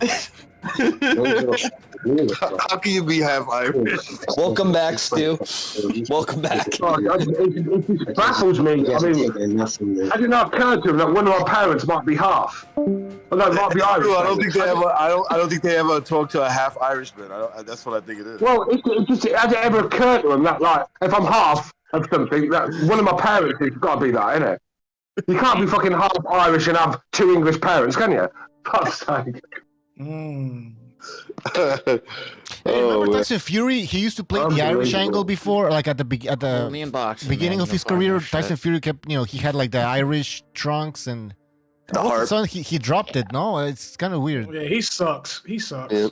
Well, it's kind of like Andrade tonight, where he wants to pronounce his name Andrade because he didn't want to sound Latin. There you go. More money in England, right? And now he wants to pick up that. Now he wants to pick up that heritage. That was cringe, yeah, he's bro. Panamanian. He's Panamanian. Yeah, but before he didn't. He said, "Call me Andrade." He got mad at people when they would interview him. Yeah, he wanted to be Brady. But for this one, he wants to be Latino again. I'm like, dude, you Panamanian, you Latin, bro. Embrace it. Quentin, you dumb motherfucker. I never said anything about race. This is the thing. I bet you're American, and everything's fucking race with you guys. You fucking listen. Shit. Did I say anything about race? I said I'm half Irish. Irish is not a race. I know that, you dumb motherfucker. But if my mum is Irish and my dad is English, what does that make me? Half each, you dumb motherfucker. Jesus Christ. Damn, Stu's back. We got Stu back. All right, guys, let me read a super chat here just quickly. Nicholas, thank you for that super chat. He says, Benavidez with dominant unanimous decision. Said it here first. Okay, I'm going to write it down. Nice. And that's how babies are made, kids. They're puzzled how he's half Irish. Like, I know.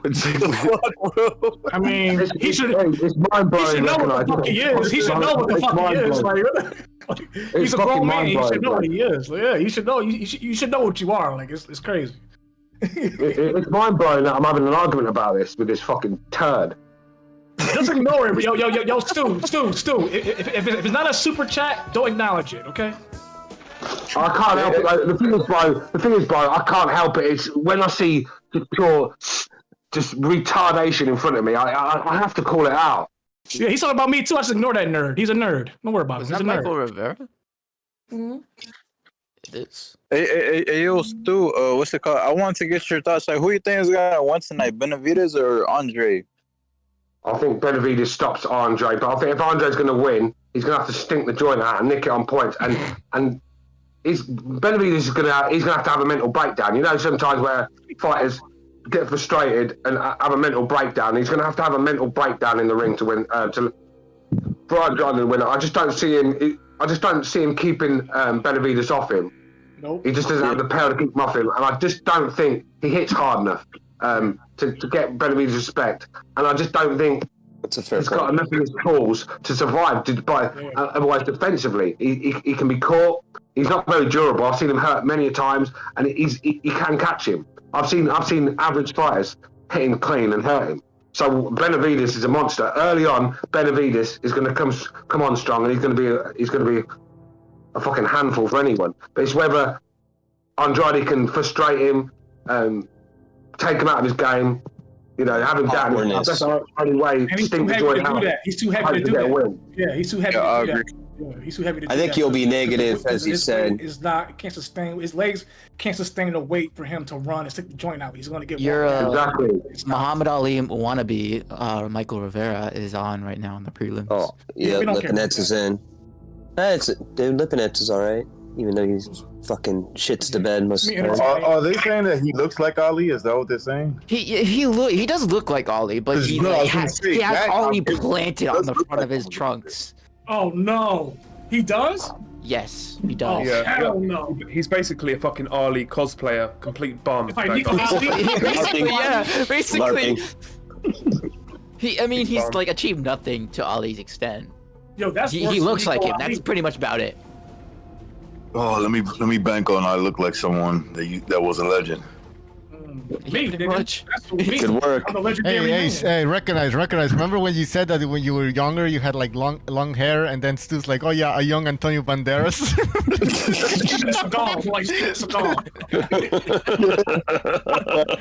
Falling out of shape for nothing. Get knocked out. Shut up, fool.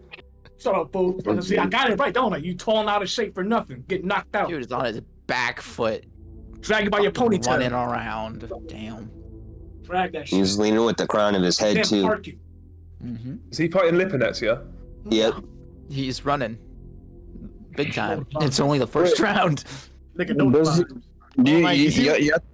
He's even wearing the white and black trunks. Is that what you guys said? Yeah. He's got the full mile. He's got the full fucking mile. Maybe he cut the attachment on the thumb too, so he can open his hand up all the way. Oh yeah. Probably. He's even gone for the haircut, man. This guy needs to end it right now, man. I'm sorry. I know. Wow. Let's turn. I need to put this fight on a mission now. I need to put it on. Hang on a second, one sec. Muhammad Ali's rolling in his fucking grave right now. Can you imagine? Who's fighting for this shit? What about Muhammad Ali's check it on YouTube.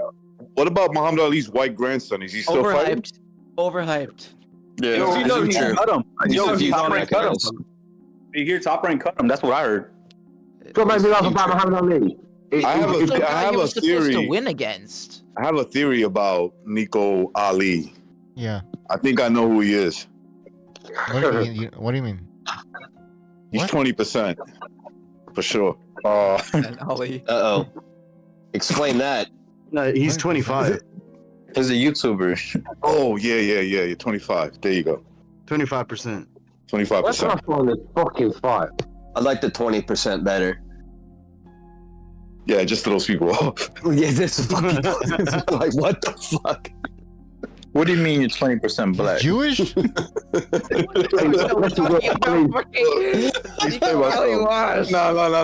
Let's go explain. Recognize. Ali married the whitest black chick she could find in America at the time. He did, bro. There ain't no way that motherfucker's got 25% black in him. He's white as fuck. Yo, but his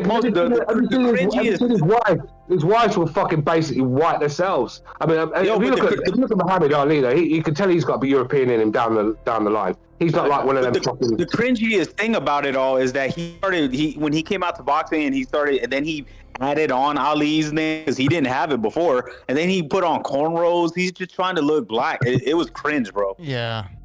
Bro, he's white skinned. He's white. You know how I'm pretty sure that's true. It's red. You know how they have these terms? The fucking cornrows. You know how they have these terms like red bone, yellow bone. He's white bone. That's his skin is white. Oh, yeah. He's even fucking moving around the ring like Ali. Jesus Christ. Does it feel nostalgic? He's really committed to making this. Hey, recognize. This is what Quentin said in the chat. He's mixed, unlike Stu. Yeah, but do y'all remember that? Y'all remember that white guy, the European guy, that fought like Tyson?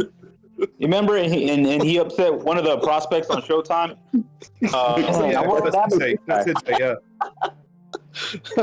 it. You know, it's impossible to be half Irish. That's what I think people think. It's impossible. Everyone's half Irish. Irish is not colour. That's why. Yo, I think Canelo is Irish, bro. I know for a fact he is. Everybody knows from 2 places on the planet. Did you guys know that? What's that? Red hair only comes from 2 places on the planet: Ireland and in the Nords, Sweden. And guess where? And they conquered those areas. So red hair doesn't really. It only comes from this particular I know that region. There was a lot of English mining companies that moved to Mexico along the early 19th century, 20th century, and they had a lot of Irish workers, and I guess a lot of them stayed there. And yeah, exactly, Joe. Exactly. And a little bit Alvarez, the guy said in the chat.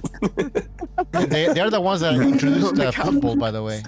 Actually, there's quite a few gingers in Mexico. I remember a ginger player playing for the football team.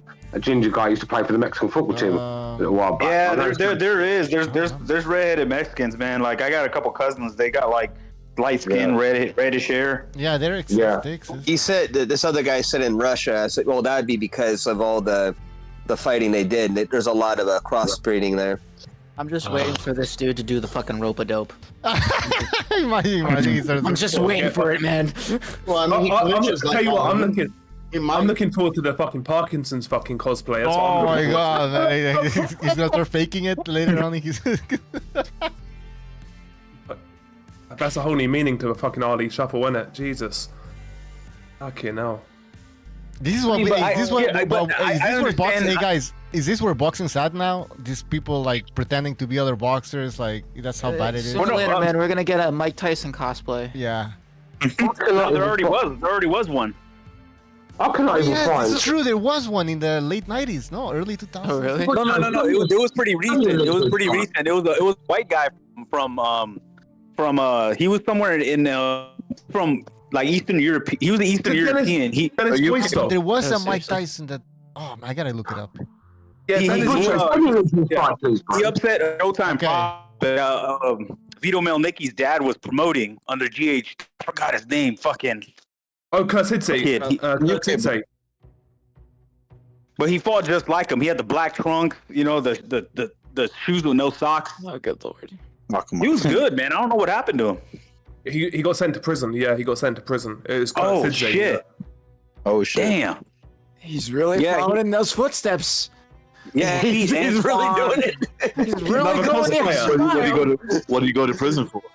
Yeah. He was like an enforcer for like some fucking shit. Yeah, it wouldn't surprise me if he's going for that character. You know, that's what he's got to go to jail for. Yeah, he Antoine. The kid named Antoine. He upset him. Yeah, Antoine Douglas. Yeah. Yeah. Yeah, I remember. That's It great. was Kurt Sidsley. Yeah, because he was supposed to fight Billy Joe after Billy Joe Saunders. What fucking weight division is Rivera in? He looks like a fucking middleweight.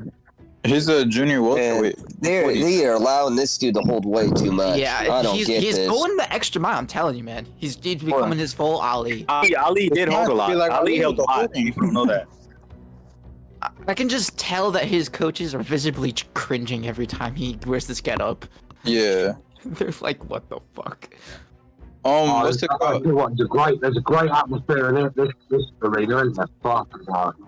Well, it's a preliminary fight, though. Come on. Yeah, I'm just saying, man. Like, I'll watch it a bit later. I ain't watching that shot. he's not doing well. He's been on the ropes this entire fight. He's either been holding, clenching, or on the ropes. Well, for example, that Mexican dude the Mexican dude who fought O'Shaquie Foster, I mean, his name is Rocky, right? Isn't that like a cosplay of Rocky, you know? But yeah, I mean, I understand where these guys are coming from, man. In boxing, you got to make something like somewhat stick out. You know, they're just trying to do something where they get somebody's attention. Why is boxing so corny, though? These guys in boxing are so corny. I know. I mean, where's he from? Is he from Panama? I don't know, man. I mean, just think about it. If he was just some regular-looking Panamanian dude that didn't take on any kind of character, like he'd just be he'd be a jag, just another guy. But he gets people talking. I mean, even if it's for the wrong reasons, they're still talking about him. I guess so. He doesn't really look like Muhammad Ali anyway. I don't think it's good. I don't think it's good for his own brand, though. Like, so he's gonna really take on the persona of him for the rest of his career. This is not good for him. No, it's like disrespectful. But he doesn't even look like Ali, to be honest. Like facial. Well, it's like a tribute. It's like a tribute band, you know? Right. It's like a really He's like shit those Elvis Japanese. impersonator, basically. You know, there's that middle-aged guy who turns up at like clubs and pubs, like He in fact does not sting like a. He in fact does not float like a button like a bee.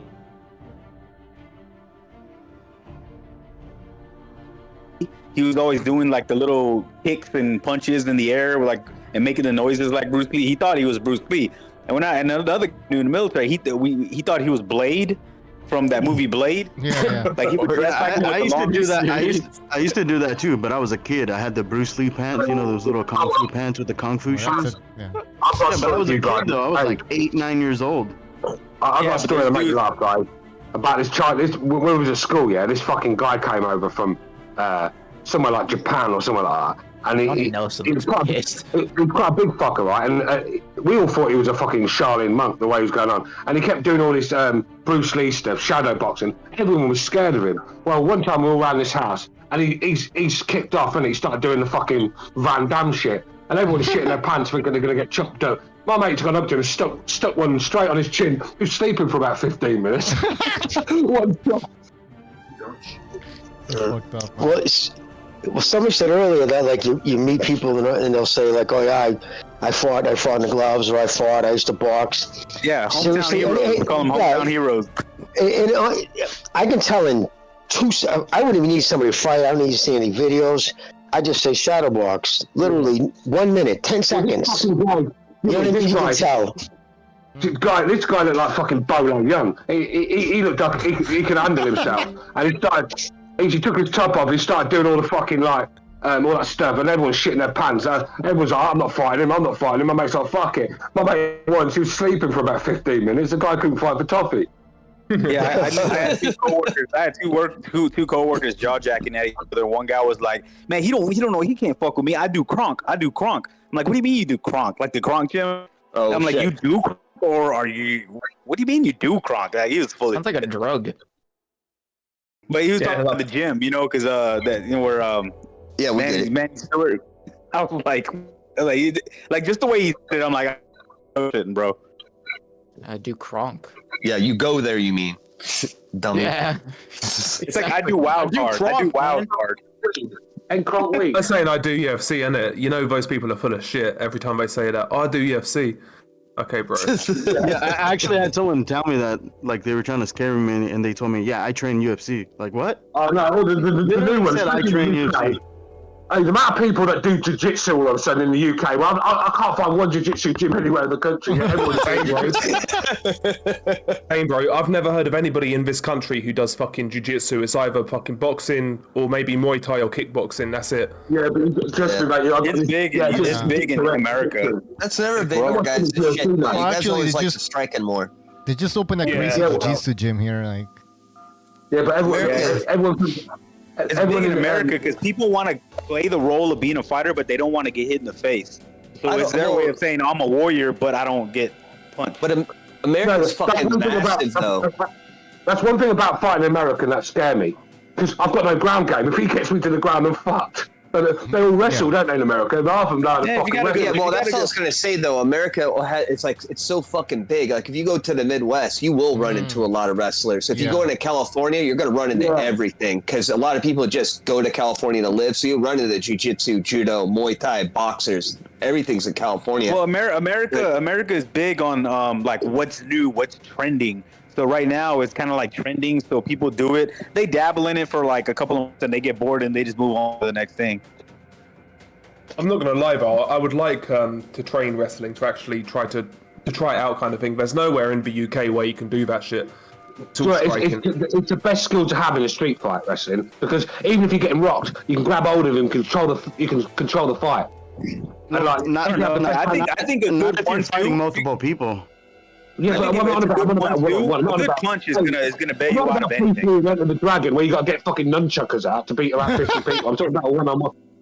Yeah. It'd be a good skill to have. It'd be a good skill to have. Wrestling's probably the best skill. Wrestling or judo, anything that you can grab people from up top. You don't want to be putting your head down by their legs so you get kneed in the face. But like anything where you can grab people from the upper body and like get them to the ground, it's pretty good. It's one of the better ones. I think that complements boxing too.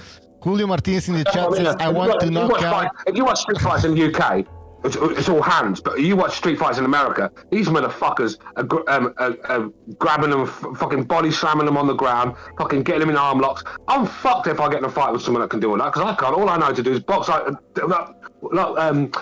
What's his name said? All we know how to do is throw our hands. We don't know how to wrestle. We don't know how to grapple. We're fucked if we go and fight some of them boys. Nah, I mean, a lot of people go to the ground because of the fist. Once you see the fist and them, they out and they just start wrestling. That's true. That's smart. I've got people. I mean, but even the wrestling, it's not good wrestling. That doesn't mean they can wrestle. They see the fist flying and it freaks them out, so they grab. I know people that scarred up, broken noses, and they're going like they're tough and they're fight. I'm like, mate, I said, the way I look at it, you can't fight because your fucking face is busted up. If you can fight, you can have a face like that. Yeah, that's true. Thing is, I wouldn't want to go to the ground in the UK, man. Like, I come from Luton, and like all of these men got knives and shit. So what's the point? Well, this is it. This is it. That's not a good idea. No, this is it, Del. Luton's I've been to Luton. I went to a drum and bass do there years ago in the Marcus Garvey in Luton. I was the only fucking white guy in there. Hey, I don't think the Premier League now. Sorry. Yeah, Luton. Yeah, they're in the Premier League, man. Somehow. Fucking well, because I looked at the stadium in Europe. They have. How is that even a Premier League like arena? Like, I don't even know how they allow that. Like, it looks pretty. Bro, but someone's house is like on one of the stands. Yeah. You have to walk through someone's house to get into one of the stands. Yeah, I saw that. Yeah. Honestly, you have to walk through someone's house to get into the one part of the ground. Yeah. He opens his fucking doors every time there's a game, isn't it? Bro, that's a great business opportunity, though. If that guy had any sense, he'd be making a lot of money. True. He does make money out of it. Good lad. That's why they can't build on the ground. That's why they can't build on the ground, because he won't sell his fucking house. Like. Yeah, it's a dump, man. Luton, nothing good comes from Luton, honestly, man. It's a fucking shithole. You guys don't do eminent domain out there, huh? They do that in America all the time. They want to build shit. Yeah, but MMA is becoming a lot bigger here in the UK. The only thing is, what I've noticed in the UK, MMA gyms seem to be a lot more expensive than like regular boxing gyms. Oh, hell yeah. Let's be real, mate. Tom Aspinall looks the real deal. He looks good, man. He looks good. Aspinall is the real deal, mate. I'll tell you what, there's not many guys are going to beat him. I'll tell you that fucking now. All right. It's got to be him and John Jones next for me. It has to be. Like, who wants to see Stipe? Like, that guy's shot. He'll murder Stipe. Yeah. That's what I'm saying. I think Jones is the only one that can will give him trouble, because let's be real, Pavlovich, that guy's a fucking monster. 18-1, knocking every fucking guy out, and my man did him in the round, his own game. Tom Aspinall, they all get done in a round. He's got great wrestling. He's an all-rounder. He's a top fighter, Tom Aspinall. And like I said, the UK, we've got a couple of good Leon Edwards. We've got some good fighters. Leon Edwards and everyone. Yeah, for a British fighter, it's kind of weird that he's a decent grappler. Like, he's got good jiu-jitsu, he's good takedown defense. It's kind of weird. Yeah, he's definitely the next level up for the UK, I think. Hey, how long? How much time do we got till the main card? Oh, that's a while. Yeah, dude. Oh, mate, I'm not about to get excited right now. Another hour and a half? Well, Easy. Well, look at that crowd. Fucking 3 hours. 3 hours. Yeah, I'm about to say 3 hours probably. Because I'm seeing 8 o'clock. 8 o'clock Eastern. I'm in Central, so 8 o'clock Eastern is 7 here. So the main card starts at 7? An hour? Like a little over an hour? No. I would say your main card. And I think you have at least 2 hours, I would suspect. You got people in the chat saying Aspinall is chinny. Yeah, I've not seen him once. He took a clean shot from Pavlovich and took it. I haven't seen anything to suggest he's chinny. They'll end up fighting each other again. Stu, I to bet your old man wasn't right, because I guarantee he would have heard of this thing. Growing up, right, Boston, we used to always hear about the English guys and all the old timers. I'm talking guys long dead, 30 years now. Yeah. Guys who were around in the 20s and 30s. Almost all of them from Boston and Southie would talk about this British heavyweight, Jack Cast Iron Casey, the Sutherland assassin. They say he's the toughest heavyweight who ever lived. He had like 170 fights, never was stopped. And he lost some fights always on cuts. He was never knocked out. But he was legendary. I don't know if you ever heard of him. I guarantee you, Dad. Well, we got some good bare knuckle fighters as well, like Lenny McLean and all them back in the day. He's dead now, but he was saying in his book he went to America to fight one of the mafia fighters, a big black dude who's about 6'11", about 20 stone, and he said he hit this guy 4 times, right, to win the fight. He went away with two broken hands and a broken foot. So he hit him 4 times, broke both his hands hitting him, and then kicked him in the face and broke his foot on his fucking face. That's how big this guy was. Still coming forward. We want to change tactically from what we've seen up to this point. That's a little bit better from good shot. Very good shot. Very good shot. Oh, but now they're swinging. Jesus. Livinet's got about a 2 or 3 punch combo in there, hitting a bit before it. He did. Quentin's had butt hurt in the chat because I mentioned one of his brothers taking a hiding. Yeah, right. That don't happen. Brothers don't get beat, do they, Quentin? Not pure breeds like you. Not pure breeds like you, Quentin. You don't what about the name Terry O'Neill or O'Reilly? Terry O'Neill, I think. He was like known like karate, did like strongman competitions from England. That name always I remember hearing too. Yeah, Chopper Reed, Sidney. If you go back, Chopper Reed's Australian. Oh, is he? Okay. Yeah. He was. You know about the one that cut his ears off? What was another one? Was it Alan Crossley? Well, if you want to go back to, you can go back to Tom Cribb. He's the original fucking bare knuckle fighter. Tom Cribb, and we've had some good boxing down the years. Is what separates good fighters from great fighters. If Rivera loses this round, we a shot. Let it go, Quentin. Let it go. Let it go with your half Irish, Mr. Pure Breed. To the next level, they take control of that round. They don't let a guy. Who's that in the background? It sounds like Recognize commentating on the fight. Who is it? He's doing exactly what I said. Oh, I got my TV on. I don't know. You can hire the sensitivity to your Discord so it doesn't pick up your TV. Oh, okay. He's a man of many talents. I don't know who's commentating, but they sound like monotone as fuck, man. It's kind of dreary, and then like they got the lights off too, man. It's a boring fight. Man. Yeah, I've stopped watching that shit. I can't watch that guy anymore. It's fucking prancing around like a fairy. Fucking I know, isn't it? He might as well sit outside of school with fucking bag of jelly babies. He's got 1 foot out the back door the whole fight, man. That's not gonna win him the fight. Stu, what's this dude? A dude named, I think his name was Matt Peg or Matt Leg.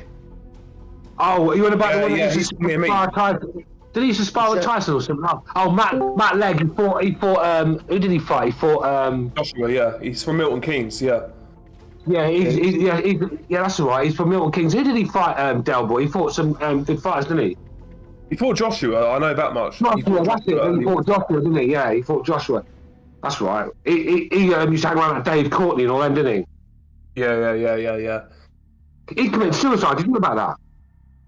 Yeah, he shot himself, didn't he, Dave Courtney? Yeah. Dave Courtney shot himself in the fucking head. Yeah, it was a couple of weeks ago. Apparently, yeah. Well, 3 weeks ago, Francis was there, wasn't he? Michael Francis went to see him 3 weeks ago, and 2 weeks, and a week after that, he fucking shot himself. Yeah. Francis was an offer he couldn't refuse. Francis is the most successful mafioso in U.S. history. The only one who never like ran that guy. anybody. I like dude, Francis. he's great. He's a great guy. I like him. Yeah, man. I actually went and saw one of his speaking events. He's a smart motherfucker as well. And do you know what? He's actually he's got better looking. He's got older. He's an ugly fucker when he's younger. He's a quite handsome guy now. What's happened there? His own fucking father was gonna lay him out. His own father walked him into a meeting where he wasn't his father probably didn't think he was coming out alive. He literally put the he was 100. He lived about 102, didn't he?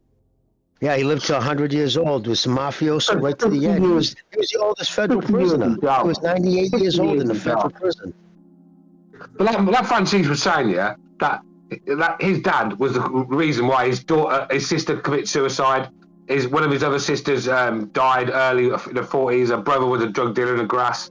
You know what I mean? And the wife, and he blames Sonny for that life. He could have got out of that life, but he didn't want to. Sonny Francis, Michael Francis had come to California, live with me in my big house, and he wanted to stay in New York with the fucking maid man, didn't he? He's an old people like he still wanted to stay in New York near his people. He was around in the days of fucking Lucky Luciano and shit. I know. He was with Lucky's crew. That's how old that motherfucker he was. A was. nasty fucker like that, man. I reckon he was a nasty fucker. Oh yeah, he was definitely muscle. Not like his son. His son in the 80s was pulling in $1 million a week. I know. He did all the white collar crime shit. He had a really good scam on the gas stipends and shit like that. Yeah, he did. The fuel, with the Russian. That's crazy. Because back in the day, you would pay like it's 10 cents a gallon, even in the 80s for gas. Did you watch that sit down he did with David? What's his name? When he did that thing with Sammy the Bull, Patrick, but David, whatever his name is it? Yeah, Valuetainment. Yeah, that's about. Yeah, he did a sit down with Sammy the Bull, didn't he? Yeah. Do you like He's Sammy good. the Bull? Yeah. The thing with Sammy the Bull, he still thinks he's in the 70s and the 80s, and John Gotti's still fucking the boss. He hasn't moved on. He still thinks he's the underboss, doesn't he? You know, he got I'll never forget the newspaper, the headlines, New York, I think it was the Times or the Post, man, rat. And it was just a picture of his face and just said rat because he turned on Gotti. But they didn't see that. They played tapes for Sammy. The feds played tapes. And John Gotti wanted Sammy the Bull to take the rat. He was going to have him whacked. He was going to have him whacked. Yeah, he wanted, I don't care how close you are to me. I'm not taking the rat. You're crying. Yeah, and he wanted him to take the full heat of it. 20 bodies. I'm the boss. I need to be on the streets. You're going to take the rap for this. And his name wasn't even mentioned on the tape. No one even mentioned about Sammy. He's the one that mentioned Sammy. No one else. I get it, though. I get it. John Gotti was what he called it. John Gotti, he got to his head, man. He got to his fucking head. To be a successful boss, you got to be like Carlo Gambino, mate. Keep your fucking head down. Do you know what I mean? Keep humble, driving a normal car, living in a normal house. You don't be going around with fucking 10 grand suits on and stuff and giving it the big one and signing autographs. That's what I'm saying, bro. It's kind of crazy when you think about it. All these ex-mobsters are now fucking podcast guys. It's mad, isn't it? I love the American mob and stuff like that. So do I. I love American culture. I'm really into it. I love the history. I like the JFK assassination. I'm doing a lot of we're watching a lot of stuff on that at the moment, and fucking because they're a crooked bunch, aren't they? The Americans, they've always got a story to tell you. If they're not lying about the moon landing, they're fucking killing the presidents. So there's always. It's wild here, bro. It's wild here, man. I'm thinking about moving to Costa Rica or somewhere like that. I want to go to Costa Rica. I do love American culture. You have to move below. You want to move below the cocaine belt. We've been talking about this on another channel. I want to move to Colombia or maybe Colombia, man. I just want to kind of just chill out in a nice little spot, and then go out and bang some hot rods. Too much kidnapping in Colombia, though. I know. You want to move below that. Puerto Rico, they're all going to Puerto Rico, aren't they? A lot of them, like the pools and all that. A lot of them moving to Puerto Rico. The only reason you want to go. Dominican Republic is a cheap place too. And this place is pretty nice. Puerto Rico's hard to live at, though. Next year. We're trying to go. Yeah, I heard Puerto Rico's bad. I know people from Puerto Rico, and they say they'll never go back. It's nice in some areas, but the problem is that they have a lot of power outages and water circulation problems, like getting water in the home. They have all kinds of shit that happens. It's a fucking. Oh yeah, you get slammed by. You're the first ones to get slammed by hurricanes. There's no last. Can I just get in quickly, Quentin? I'm trying to speak. Quentin in the chat. He's mentioned a couple of things. And he's on about the FBI killing Kennedy. The CIA killed John Kennedy with help from the mafia. That's why Sam Giancarlo got assassinated. The amount of people that know anything about that has been assassinated. Lee Harvey Oswald was CIA. Everyone knows that. Lyndon Johnson, he's the one that had Kennedy killed, and he had the CIA backing. And as for the moon landing, do you know that was filmed in a studio by Stanley Kubrick? There's fucking evidence. I've got so much evidence to prove that landing never happened. Why haven't they been back there since? They're saying they haven't got the technology. You don't lose technology. No shit. You don't. I mean, you know what Americans are like? If they land somewhere, they put a base on it. They've got fucking bases everywhere. If they're on the moon, they have bases there, mate. They can't go. Never have been. They did it because they were spending so much money to compete with the Russians. That was a fucking Stanley Kubrick. It's evidence out that Stanley Kubrick made that video. Speaking of JFK, you should bring that up on a second Renaissance. That'd be fun. Yeah, man. Speaking of JFK, I could talk about hey, mate, when we do a second we got Renaissance, enough controversy in boxing, man. Boxing, it's not the mob, but it's so crooked, man. So it's like, it is true. I mean, the mob used to run boxing. But it's all ran money. Like you guys don't have to be paid under the table no more. The referees and judges, they know if they don't score or play it a certain way, then they're not going to get hired for the next event. They're not going to get that 5-star hotel, get flown out, have the best seat in the house. So, hey, man, what's this shit? We're talking boxing or we're talking conspiracy theory? Boxing. I'm talking about boxing. I heard you talking about JFK, man. Hold on. Let me just. This is Bucho. Let me just interject here. Let's change the show, guys. The Aussies here, isn't it? Or should we talk about Aussie rules? I'm trying to educate you. Shut up. All right, hold on. Let me just read a quick super chat here from Medrado Garcia. He says, I got Benavidez by late stoppage round 11. Okay, I'm going to write it down. I agree, by the way. Put me down as well. Yeah, round 11. So we need to start showing respect today. Round 11? The best fighter in the world in the ring. We need to focus on that, none of this other bullshit. Today we're going to see a display of greatness. Mirage, get his dick out of your mouth, man. Who's this great? I don't know any great fighter that's fighting. David's taking challenges. He's not picking up. He's not going after 154-pounders coming off injury. He's taking a big risk. Did you see Andrade? Andre's fucking bigger. He's more muscular, man. Andre's a fucking monster. And he used to be a 154-pounder. David's going to play the monster Muscles today. don't mean you can fight. That's the fact. Get that shit out of here. I just told you the facts, man. That's what's happening. Yeah, look, well, you can't call them facts because it's not happening. Benavidez is taller than dude. He's 6'2", Andrade's like 6 foot. Andre's got like 20 pounds more muscle, man. Did you see that guy's jacked? This guy's on the sauce. They weighed in around the same weight. What is your point here, man? Benavidez is cruiserweight. He shouldn't be at 168. He should be fighting at cruiserweight because he's a big fucking guy and he can barely make 168 anymore. What is your fucking point here, man? He hasn't got one, bro. He hasn't got one. He's talking about and hasn't No, that's happened not yet. a fucking Andrade, point. That's just you speculating. Andrade is That's just bigger. you speculating, Andrade is man. bigger. Exactly. Yeah, but he'll use the word fat to make him sound Andrade better. weighed in more. You have to He face weighed the in look heavier. at his resume. Who the fuck is the best person David Benavidez has fought? The best person David Benavidez has fought is like Caleb Plant and David Lemieux. That's about it. That's about it. He's just now stepping up, so you can't call his resume like really that great. Hey, Blue Collar, who is not Ergashev or Matias? He hasn't earned it, dude. Like, come on. He has a lot of flaws. You have to admit that. You must be a Canelo fanboy. I can always notice him straight away. You're a Canelo dick rider, right? You're a No, I Benavidez like dick Canelo, rider. but I'm just saying the fucking that's the facts, problem. man. That's the problem. That's true. You're a Benavidez dick rider then. You come on here talking like he's I'm fucking. just talking I'm facts. not a Canelo dick rider, but you know, like I'm just saying the facts. I'm just telling you how they Why are. do all these Canelo fanboy? Why do they sound like their balls haven't even dropped yet? I don't know. I'm noticing this is a common. Speaking of weigh-ins, You must be a Canelo fanboy, then, bro. You must be a Canelo fanboy because you sound like that. Speaking of Hey, who you weigh-ins, got, Del Boy? Ergashev or Matias? Real great quick. fight, I'm gonna Gonzalo.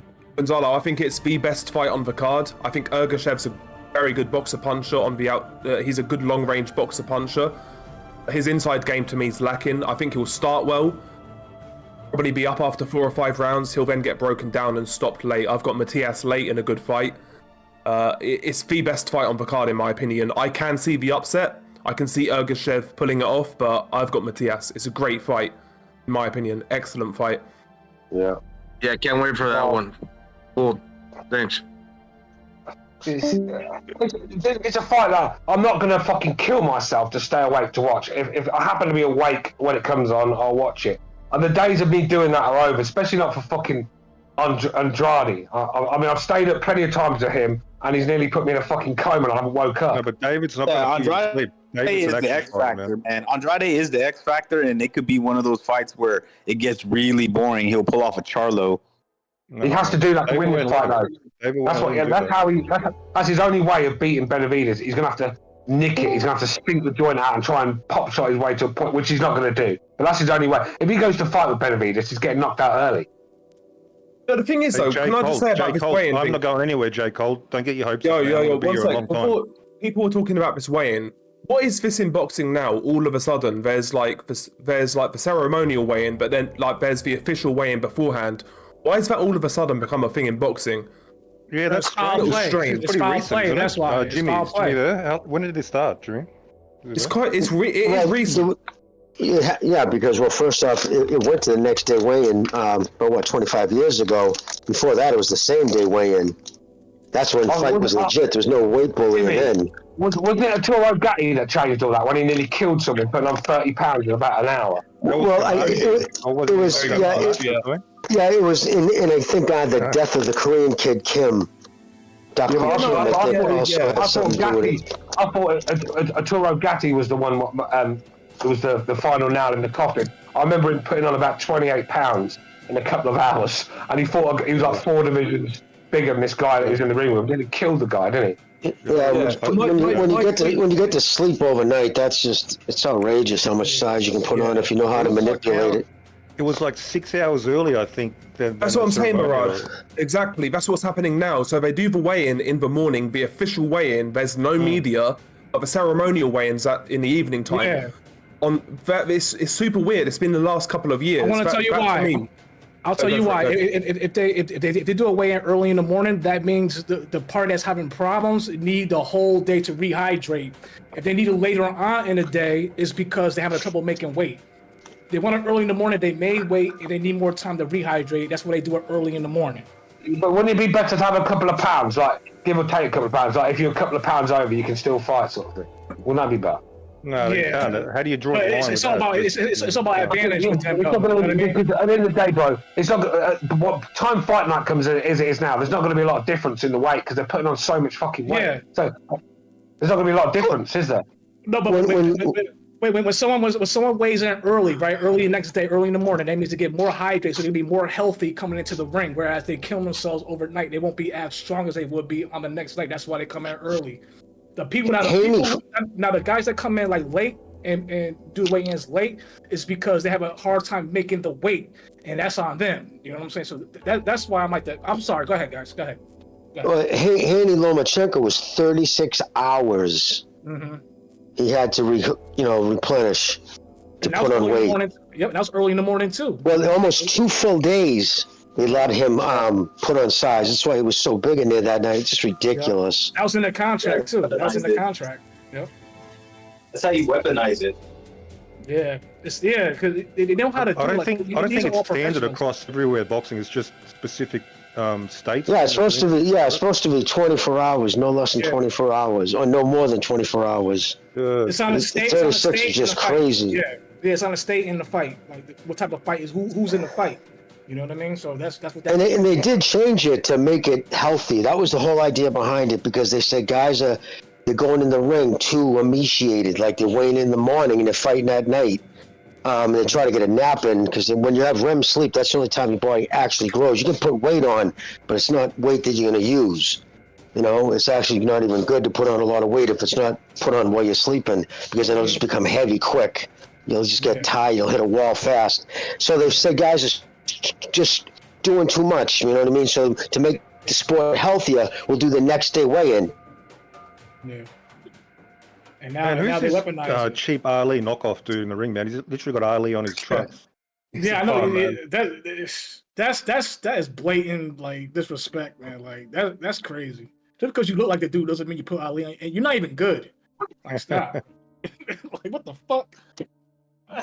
Like Nico Ali's he's not even ain't good. He's not even a good tribute act. He's like he's a bum. Mm-hmm. Well, it's disgusting. They use any little trick to promote, little gimmick. He's a gimmick fighter, man. Like Nico Ali was. He's a gimmick fighter. He's related to Muhammad Ali. He's a gimmick too. Trash. So it's like, come on, man. I was surprised that Top Rank dropped him, man, because Bob's pretty loyal to the Ali fans. Yeah, he sucks. He sucks, bro. He sucks. He did a favor for his daughter. Yeah. So that was. But I mean, how close Ali was to Bob though, because Bob is like, I mean, he knows he's garbage, but he's like, hey man, they had such a connection. I mean, you got to think about it. Ali was his first year. Yeah. So Ali pretty much made Bob Arum. So like Bob probably has mad respect and loyalty to them.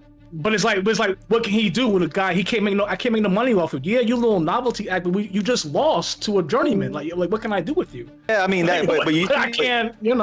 I did you a favor by putting you on and giving you easy fights. Yeah, so PBC has a handful of those guys too, man. Yeah. But we all knew what that was, though. We all knew what he was. We knew he wasn't shit. It was just a novelty act. He's. I mean, it was a gamble. Yeah. It was a shot in the dark. It was a gamble. I mean, they probably knew it was likely he was going to crash and burn, but they're like, in just what if? Because you got to remember, they got the best minds in boxing, the best people who best matchmaking. Exactly. With Chavez Jr., they made him a decent fighter, champion for a little. You want to know why? That's fucking Chavez. Okay. Can I tell you this though? Before David Benavidez, it was Julio Cesar Chavez Jr., who was the biggest weight. He came in at 160 and he will rehydrate to 200 pounds, literally. He'll come in to 190, 200. I went to his fight down here in Texas. He would stay down here because the commission here, they're crooked. All you gotta do is pay them. They let him get away with juicing. They let him get away with his father. I mean, and then that's one thing when I went to the Rubio fight. Rubio said I felt like I was on roller skates the whole night getting back. And he complained about he protest, but man, we got a great mark. He destroyed Sergio Martinez's career too. He destroyed Sergio Martinez's career, because he was running because he destroyed his knee, because this guy is overbearing. He's huge as fuck, bro. He's big, bro. I mean, but for a while there, he had a good little run for a minute, but it didn't last long. Because he couldn't make one. Once he went to 168, he got away a little bit. Once he went to 175, because he got too lazy. You see, he got exposed. I can't believe he lost to Anderson Silva, man. How embarrassing is that? That's how sucky he is, bro. He sucks. Yeah, people got fooled by Chavez Jr. back in the day before the Sergio Martinez fight. Yeah. I remember people saying this guy's the best middleweight in the world. He's pound for pound. Bro, come on, man. People were that dumb. He's big, bro. Yo, you know what's crazy? Yo, Chavez, he was fucking huge, bro. I'm like, yo, I never seen anybody. Of course, it's a lot of weight bullies in our time, but Chavez Jr. was I've never seen somebody. He was the one, yeah, like that, bro. He was fucking huge, bro. It was like, what the fuck? Like, that's bad. He made a lot of money. You know, the gimmick worked. You know, Canelo gave him a payday. I mean, did okay. That's what it was about.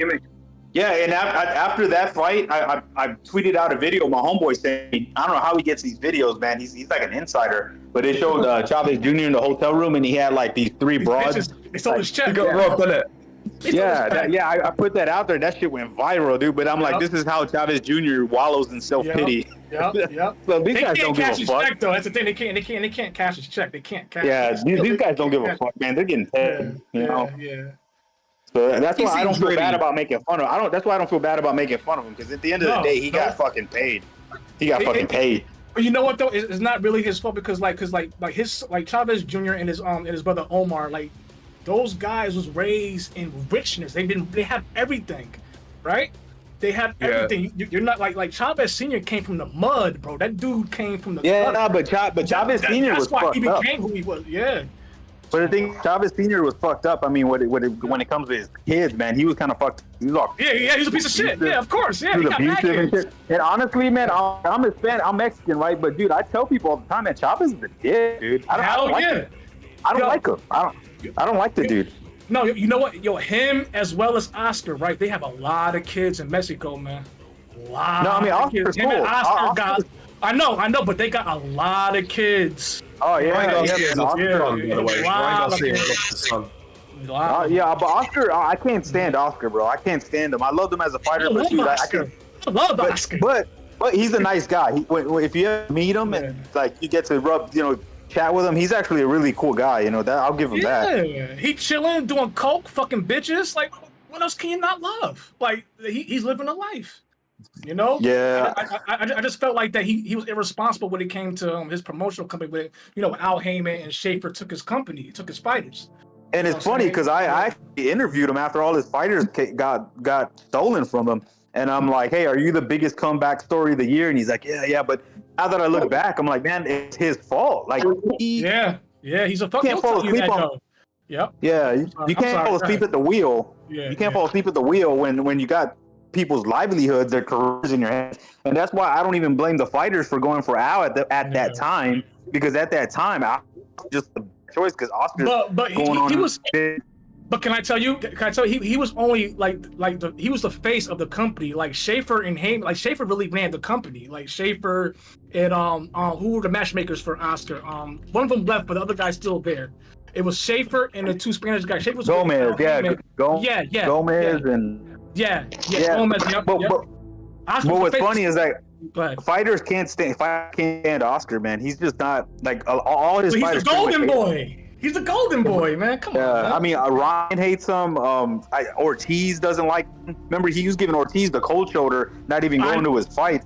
But he put him on, though. He put money in his pocket, though. That hype job. Estrada, Sinisa left him. You know what I mean? Franco left him. So, man. But you know what though, Oscar's a great promoter, bro. He put money in your pocket, especially now. He's the biggest Mexican promoter. He's making money with those Mexican shows. He's doing big business, man. And he got Ryan. He does well in California. He had Canelo, Floyd. Like he made money for a lot of fighters, man. And you know what? He'll tell you, like, you saw the documentary, right? He'll tell you, like, I fucked up. He's a fuck up.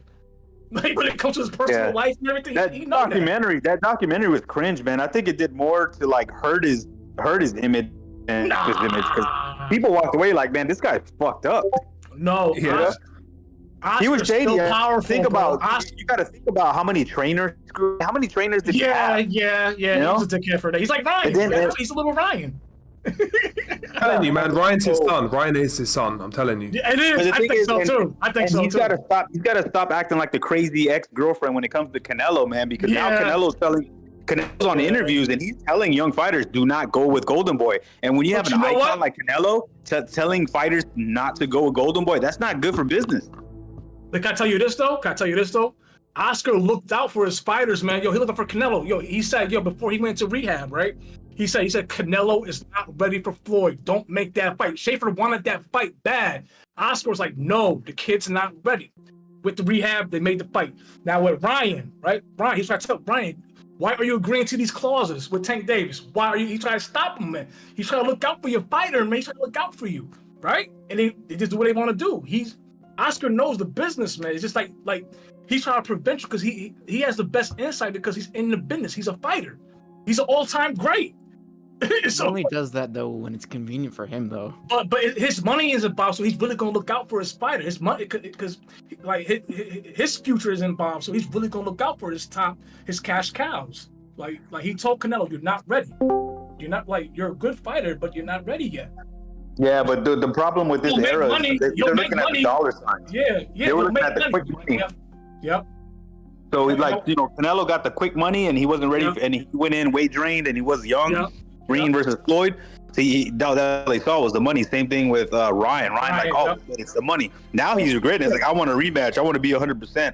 I'm like, man. As everyone else knows about Canelo, though, as everyone else knows about Canelo, I think he's starting to fight for money now. He's carrying fights. I think. He's carrying fights that he can win in a few rounds. I just find that. Yeah. He's more of an attraction now, more of like a celebrity attraction than like a legitimate with high stakes. It's built on a lot of Elaborate. When you've watched a Canelo fight, you never feel like he's giving it all. You feel like you're getting you feel like you're getting like 50-60% out of Canelo when he fights. He just does enough, doesn't he? When you look at that Jermell Charlo fight, Jermell was running. And at that point, there's only so much you can do. What do you expect from an inactive 154-pounder coming off a hand injury? He wanted to fight. Hey, Mirage, was he or wasn't he fucking just moving around running? Of course, and that's why Canelo chose So what's the point? So he's a 154 pounder. It doesn't matter. Yo, Mirage, stop spreading the he was moving up. He was not moving up. He stopped moving down. He was escape playing. He was a weight bully. Maul. He's a blatant blatant weight bully. Charlo was the original plan, but he's whatever, so fucked man. up. He's never fought. They made Mel. I'm giving you facts. But I'm like this though. He wanted to fight, and I'm like this. That's why he was so respectful of Canelo on the build-up because he knew what he was gonna do. Hold on, Mirage. Let me tell you this. The reason why Mel was so respectful and not like rambunctious and talking crazy because he knew what he was gonna do. He's gonna run and get that check. I was gonna try for 1 or 2 rounds. Oh yeah, he never came to win. He never came to win, right? Exactly. He showed up to lose. Basically, he showed up to collect a paycheck. That's what he did. So, was it a fixed fight? If somebody doesn't come to win, is it a fixed fight? No. Not really. No, not. I would It ain't Canelo's fault. It ain't Canelo's fault. That's Mel's fault. Yeah. Mel's fault. I mean, for running around the ring. All I've seen from Canelo, I do see regression. It's more one shot at a time now. He seems to be a lot more. He looked great in that last fight, though, man. I mean, but Mel didn't want to fight. He looked great. Listen, he did what he had to do against a guy who was running. I get it, but great. Like, he did. We can gauge how great. I mean, if you want to say great, he has to have an opponent in there. He didn't have an opponent to challenge him, so we can. Who's the last elite guy Canelo fought? Elite guy. Bevo. Benavidez. Bevo. Second gear Bevo, who never got out of second gear as far as I could see. Yeah. But he was, but I already knew he was gonna lose that fight. He's too big and too talented. Like, all right, he's gonna lose this fight, man. Well, I can only go by what Bevel said, and he said it was by far the hardest fight he ever had. He had trouble. Nobody ever made him. Bevo had a hard time even landing some punches. Like he had Canelo on the ropes and he was missing. And this is a guy that very precise with his punches. He has good accuracy. Very precise. Now, of course, but he won the fight, in my opinion. So. That's it. Yeah, he won, but like he said, it took all his knowledge and all his skill to do so. And Jimmy, like Canelo has the best upper body movement defense in the game. Upper body. Yeah, no, I would agree. He's not using it no more. That's the problem. He's not using. He has. He's hard to hit. I mean, can I say something? Can I say something? Did you guys expect? Yes, Bucho. Did you guys really? I mean, when he fought Ryder. We didn't see a lot of skill from Canelo, but I think Canelo just wanted to knock this guy out because he was fighting in Mexico. People want a stoppage, and he was aiming for that. And I don't think he was that concerned about. He didn't train for that fight. I don't think he was very concerned about Ryder's power. So he's carrying fights. Butcher, he's carrying fights to justify the money he's getting. He's carrying them. He could have got Ryder out there a lot earlier. He could have got Stu, he was trying to get him out of there. What you don't think he wasn't stop it? Ryder's good, bro. Ryder's good. Ryder's a good fighter. He's a solid wanted guy, to get him out of there. He wanted to stop it, yeah. but the Ryder is fucking. Look at Ryder. He's not a bum. He did. I mean, this guy's no, he's not. He's not. I agree with you, bro. What I'm saying is, I've watched Canelo quite a bit lately, and what I've seen of him, I feel like he's carrying fights. Where I think you're not getting the best out of him. He's just giving you a little bit, enough to carry the fight, get payday, and move on to the next one. And I love that fight was terrible. Yo, if he goes in there and destroys all these guys, everyone's going to be like, "Oh, Canelo's fighting another bum." He has to make it look like that it's going to be worth paying for the money. If he goes knocking everyone out in a round, they're not going to pay 80 quid a time. It's funny how Canelo's bums are the fucking right. Those same bums that are called bums and Canelo fights them would be the best men on other dudes' resumes. You know what I mean? It just blows my mind. Yeah, it's right a bum. Like, I mean, dude, it's just nuts. It's just nuts. It's like, what are you talking about? The thing is, Jimmy, it's like LeBron James factor, right? Like when we're not appreciating greatness until he's gone. Like so when you're too successful, it's natural for the public to hate you. Like it's like okay, damn, like this guy's not good enough, or that guy's not good enough. It's at a high standard. You know what I'm saying? Canelo's just that good. Canelo's just that. We have to give him props, bro. He's just that good, man. Like, now, could he look better? Maybe, but I mean, at the same time, we need to see him against. We saw him against Bivol, where he was, outmatched and fighting a bigger guy. On top of that, yeah, he's small, bro. Yeah. At 168, seriously speaking, like you got somebody even said it. There's not that many options right at this point. There's Benavidez. Yeah, he's just there. Who else? I mean, Morel, Morel. Billy or whatever his name is. Really for Canelo is Bivol. The only fight for Canelo really now is Bivol, a rematch with Bivol. He's fought everyone really, and there's not really anyone out there that I want to see him fight Canelo. He's just done it all. I'd say fight Bivol and then call it a day. He just needs to fight anymore. That's the thing. We're seeing a transition from two eras. We're seeing it's the same thing with Boots. It's the same thing with Boots and Crawford. They're just two different eras. Yeah, so it's two different eras, and now Canelo. When it comes to Morel's not ready. I mean, he's got how many fights has he got? You know, he might 9 fights. I don't think Canelo. I mean, maybe physically, but he's ready. He's ready for the fight. How do you justify making that fight? That guy is nobody. Yeah. I mean, he's too small for Canelo. Yeah, he's too small. That's a body bag. Yeah, he's too small for Canelo. And it's only Bivol really, and there's no one else I want to see him fight. Can't think of anyone. Benavidez, maybe Benavidez. Maybe Benavidez. Yeah, honestly, you guys got to stop giving Bivol pass. Bivol really needs to fight the Russian Wolverine. Yeah, that's a good point. But when it comes to Bivol, I don't want to see a rematch with Canelo because Canelo is not a light heavyweight, and Bivol is a light heavyweight. And Bivol, like Amok said, he needs to fight Beterbiev. That should be his concern. Yeah, that's his legacy. That's his legacy. But we're talking about Canelo's legacy. I agree. I agree. But why do you want to see him? But Stu, do you really want to see him move up in weight again? Yeah, he can't beat that guy, man. No, he can't. It's all well and good. I agree. But does it matter? I agree with what you're saying. I agree. But sorry, is Crawford. Hold on. One sec. Yes. I agree with Bucho. I don't want to see a Bivol fight either. A rematch, no interest. But when people like me were calling for the Benavidez fight, Benavidez hasn't proven himself. He needs to do more. Who should he fight? No, I think that fight Morel wanted to fight him. What happened there? Yeah, but this is it, Cowboy. The plant fight was good. The plant fight was a good. That was a good. Nah, well. I can't complain about Caleb playing. I can't complain about Caleb playing. That was a good. Can't complain about that. Except that fight should have happened 4 years ago. That's a fact. David Benavidez trying to big time David Morel. The last couple of fights. David Morel is the guy that they're saying will knock out Canelo. World champion, coming off a highlight knockout win. That was a good win. Never saw you sound a bit muffled. I can't even hear him. Can you hear me better now? Yeah. You guys hear him? Wow, I didn't recognize you, dude. That's not muffled. No, I did. I couldn't even recognize that. I was never sober. You sounded so muffled. Yeah. But like I said, the Bivol fight's not. I mean, I don't know why everyone's so against the Bivol fight at 168. Bivol can get down to that, and No. Why do we want to? Why do we keep putting Canelo in fights that he can definitely win? I want to see him in fights that he's the underdog. It'd be nice once in a while. Give me some names. Give me some names. I've just gave you one, Benavidez, and that's it. Retire after that. There's no one else. That's it. Well, But you know what, though? I agree with Yo, you. That's it. That's it. Yo, Stu, I'll be cool with people, but see, like Canelo is a little guy as it is, man. He tops out. Obviously, he can't fight at 175. Not the elite guys at 175. He's knocked up. People hasn't done shit since that win, bro. I know, but like he really tops. You just gonna get an automatic rematch with Canelo? Like no, that he's really a middleweight. He's probably could be a 154. Exactly. So he's moving up.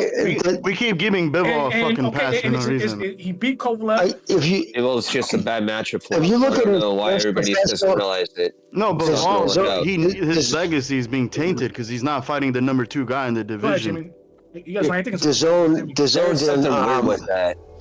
Go ahead, Jimmy. DAZN posted Canelo's first fight. It was pretty crazy. See how little he was. 140 pounds, his first professional fight. He was a tiny little dude, man, compared to what he is now. But just think about that, from 140 all the way up to the 175. And it wasn't like he was a tall dude. He's only 5'8". Yeah, exactly. Jimmy, just height-wise, he shouldn't even be a super middleweight. Yeah, no, he's in the Loma situation. Yeah. His skill allows him to fight in classes his size shouldn't be at. Like Pacquiao, like Floyd. Nah, it's a lot worse. No, it's a lot worse though. He's a pound. But you know what I'm saying? It's only because of his skills. Normal guys at 5'8" aren't fighting at light heavyweight nowadays. Yeah. You know, it's usually 6'2", 6'3". And you know, I'm hoping Eagle's gonna win. I'm hoping these promoters are getting their shit together because you know who's eyeing Canelo's exit? I don't know if you guys noticed, man. Dana White, he's he's jumping on that date. He's got a lot of Mexican fights, and if they don't find another Mexican attraction, man, UFC's gonna take it. I mean, listen, like Canelo always has options. He always gonna have options. That's a fact. With Dana White, I don't know. I mean, because like Canelo's doing a good job by himself, being his own free agent. Yeah, I know, but Canelo's at the end. I'm talking about like who's the next guy? Who's the as far as that market, the Mexican market? Somebody needs to step up. You know who it is? You know who it is? He's fighting tonight. That guy's fighting tonight. What are you talking about? No, it ain't him. I don't know, man. I mean, it ain't him. You know who it is? You're not gonna like it. It's Ryan Garcia. You take the sport. No. It's Ryan. You know who I really like is Vargas' kid. Vargas, no, Ryan's. Oh yeah, Emiliano. Okay, yeah. But he's still a ways out. But the thing is, he's still a ways out. But I think this kid, because he's with Top Rank. Think about it. He's with the best minds of boxing when it comes to promoting. He's got the look. He's got the speed. He's got the style. You know. Why wouldn't it be David then? Why wouldn't it be David? I don't understand. He's already way ahead of that dude. Because he's gonna go. Give me an argument. There's something you can't explain. It's the intangibles. It's something you can't explain. Either the guys click or they don't click. I can explain it because he's barely making 168 now. So once he goes to 175, he'll get destroyed by Bevel. He'll get destroyed by especially. So now we're fantasy land. No, that's we don't. That's a reality. He's going to 175. Yeah, honestly, make an argument for anybody. Somebody moves up, they're gonna lose. I know, but that's a near future because he's barely making 168 now. Yeah, the thing is about you want a hot take? He's going to be even stronger at 175 without draining himself. How about that? And he's going to demolish those guys. He's not beating Bevel, bro. Oh, Bevel, man. Bevel beats up Canelo, who's not even at 175, and he's fucking god. He's an amazing fighter, Bevel's going to beat your god, bro, whether you like it or not. You know what Bevel is? He's a straight up and down basic fucking Euro fighter. That's it. David will break him down and fucking stop him. That's the fact. Benavidez isn't the guy to be the next face of boxing. Listen, if he gets the Canelo fight, he could get the Canelo fight, he could win. If he beats him, who else is there? Nobody else is there. It's about your opponent. It's about the glamour divisions. You got to be around the glamour divisions, like the welterweights, the middleweights. Because when it comes to 175, people just don't lose interest because it's too confusing. The guy who said Ryan Garcia could be the guy, he may be onto something. Yeah, he lost the tank, but he's got guys around him. He's got Tio, he's got Devin. I don't trust. Okay, hold on. But the thing is, if Ryan doesn't have the talent, then he's gonna immediately lose to these guys, and that doesn't really make for an attraction. I'm speaking as a Mexican. Bucho, but if he goes 50-50 with top level guys, let's say he goes 50-50. Let's say he has like an Oscar type. Okay, you never know. I agree.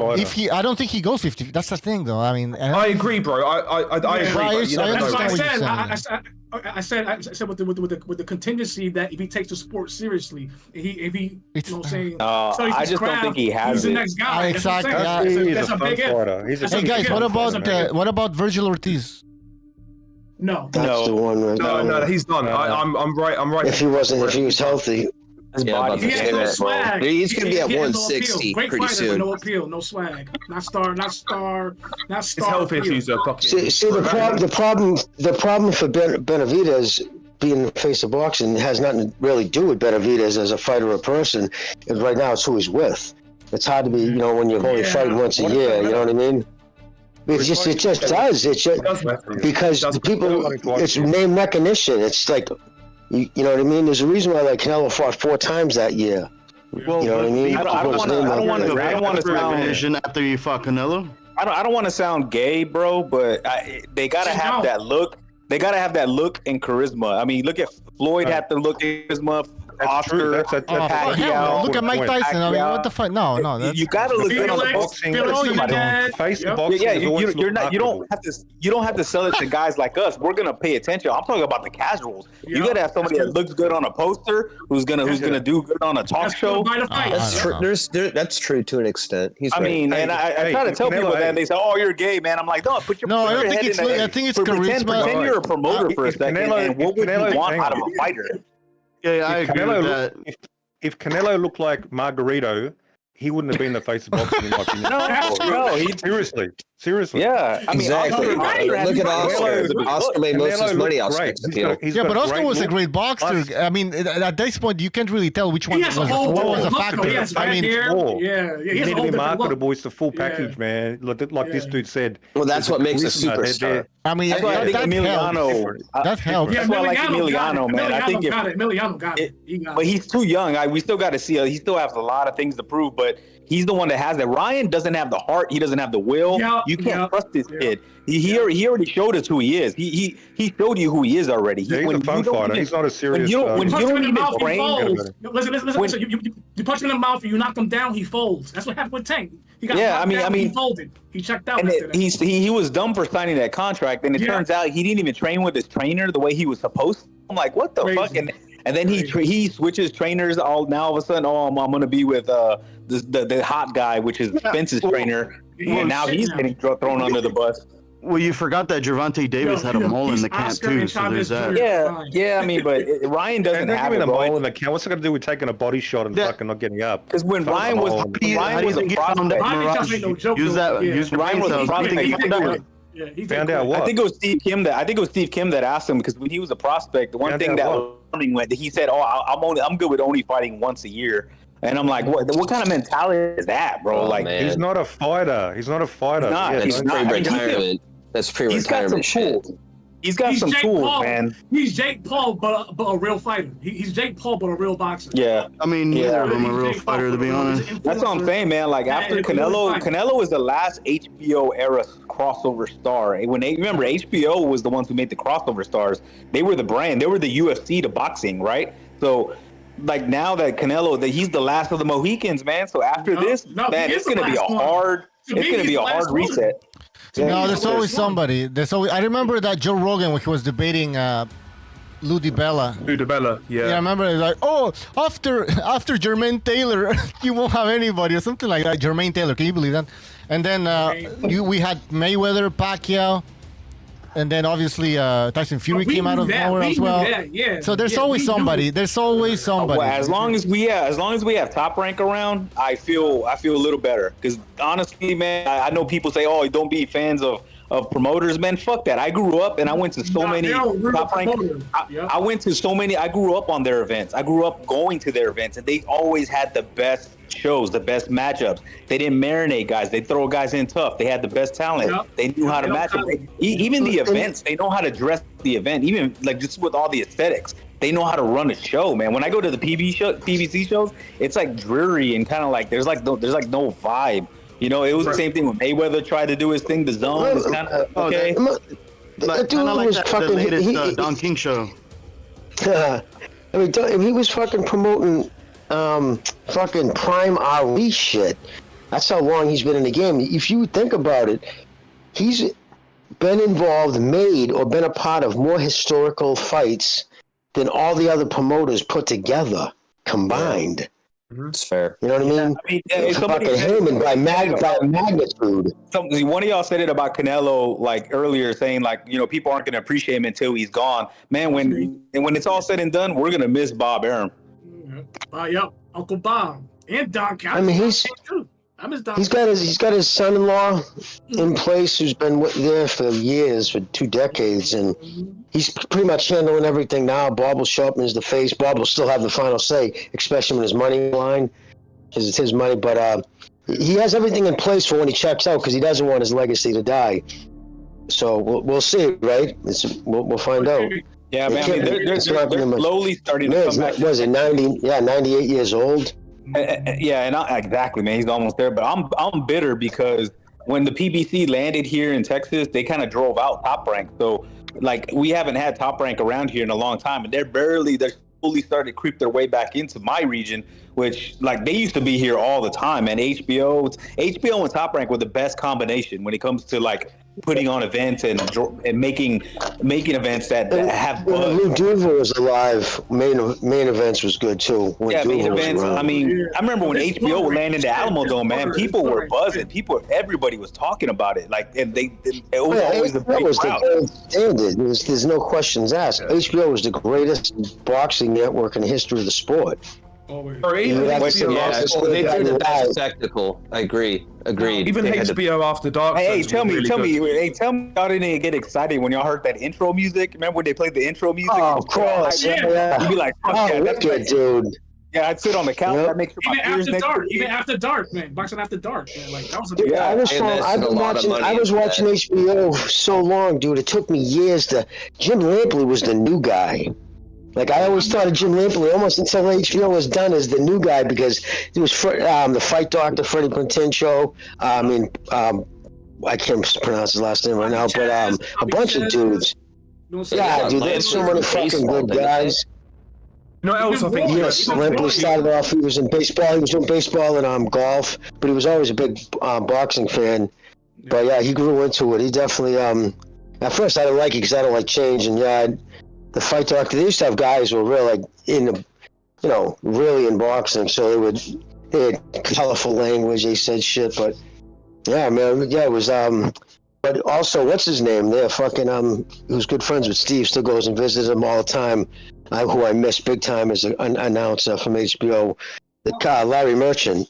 Yeah. I actually got to kind of just hang out, and he's holding court in the fight hotels when Steve King and those events were in town, man, and that was like gold memories, man. Just hearing him talking. When he's talking, the room is just silent. Everybody just keyed in on everything he's saying, and it's all the little things, man. Even you know what I miss? I even missed fucking Buffer. Man, like all like the intro music, the Michael Buffer, everything about it. He's been in almost every big fight. Think about that. But he's almost like a historian. Yeah. But he's almost like a historian just by proxy. What was the name of the guy who? What was the name of the guy who did the scores? He always sounded like he was like Steve Kim said. It sounded like he's in the trenches. He's the trenches. Howard Letterman.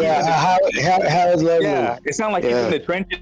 You know, he's like, if you went to Madison Square Garden, Bob would always hold court at Jimmy's. It's his place, 2 blocks down Madison Square Garden. Yeah, Jimmy's, the old black dude who owned that, and had the walls all covered with fighters from like the 1930s on. But after every big fight, that's where Steve can be found. Jimmy, can you tell people to hit the like button, please? Because they don't listen to me. Guys, come on, hit the like button, man. Seriously. It helps the show. Even though Bucho you know what takes me nowadays, Jimmy? It just seems that everything is scripted, man. I don't know, because of social media, like everything they tell you is like rehearsed. Right. Well, it's labeled as entertainment now, Gons. Sorry. Yeah, go ahead. No, another aspect I loved about American boxing, when I was coming up, when I was training, my ritual used to be, I used to wake up on a Saturday morning, I used to watch the replays of ESPN Friday Night Fights, and you'd have all of these come-up fighters, like, there was various guys coming up at the time. I used to love watching that show, the music, like Teddy Atlas commentating, like you see all of these blue-chip prospects coming up. America doesn't really have those sort of shows anymore, those sort of midweek shows or shit like that. Well, yeah, the Friday Night Fights would kick off the weekend, so they would show like prospects, guys coming up, and then Showtime would have like the next level guys, and then the premier guys would be on HBO. Stage or tiered rather. Yeah, it's tiered. So I remember David Tua, Ike Biabuchi, those fucking little cards were fun, man. Yeah, man. Yeah, they were. I miss that shit. I used to love them. I used to love watching those cards. It was a ritual for me. I used to go training every Saturday, Mondays, and Wednesdays, I think. Every Saturday, man, I used to watch ESPN Friday Night Fights on replay over here. Bro, I miss those days, man. I really do. Yeah, Saturday mornings. That's awesome. Sport back then, though. It was. Hey, guys, no bullshit. I got to do a fight skit Teddy Atlas for one of his Friday Night Fight things, man. Like a shot in the dark, bro. Like I put something out there that I didn't think would go through, and they fucking called me, bro. It was fucking. That's like one of my best memories, though. He's a cool guy. Well, good for you. I mean, I don't. He's kind of turning heel now, but I mean, I like the guy. No, he a dick eater. He betrayed boxing now, man. Well, he's like pro UFC now. I think he's getting paid, man. The way he talks about the UFC. Yeah, I think he's getting paid. His co-host, I got to stop listening to his show because his co-host always turned around everything. Every time they talk about boxing, he turns it into the dumping on it, and they say, "But in the UFC, we I'm like, oh my god, man!" Yeah, but that's that Kenny guy. The only time you should be comparing them is if you're comparing like the finance part of it. They're always comparing them. That's why I couldn't listen no more, man. It's just they always turn like, "Oh, but in the UFC, we don't do that. We don't do that," and I'm like. It's always dumping on boxing, which I do a lot too, but I don't turn around and, but the UFC is so much better.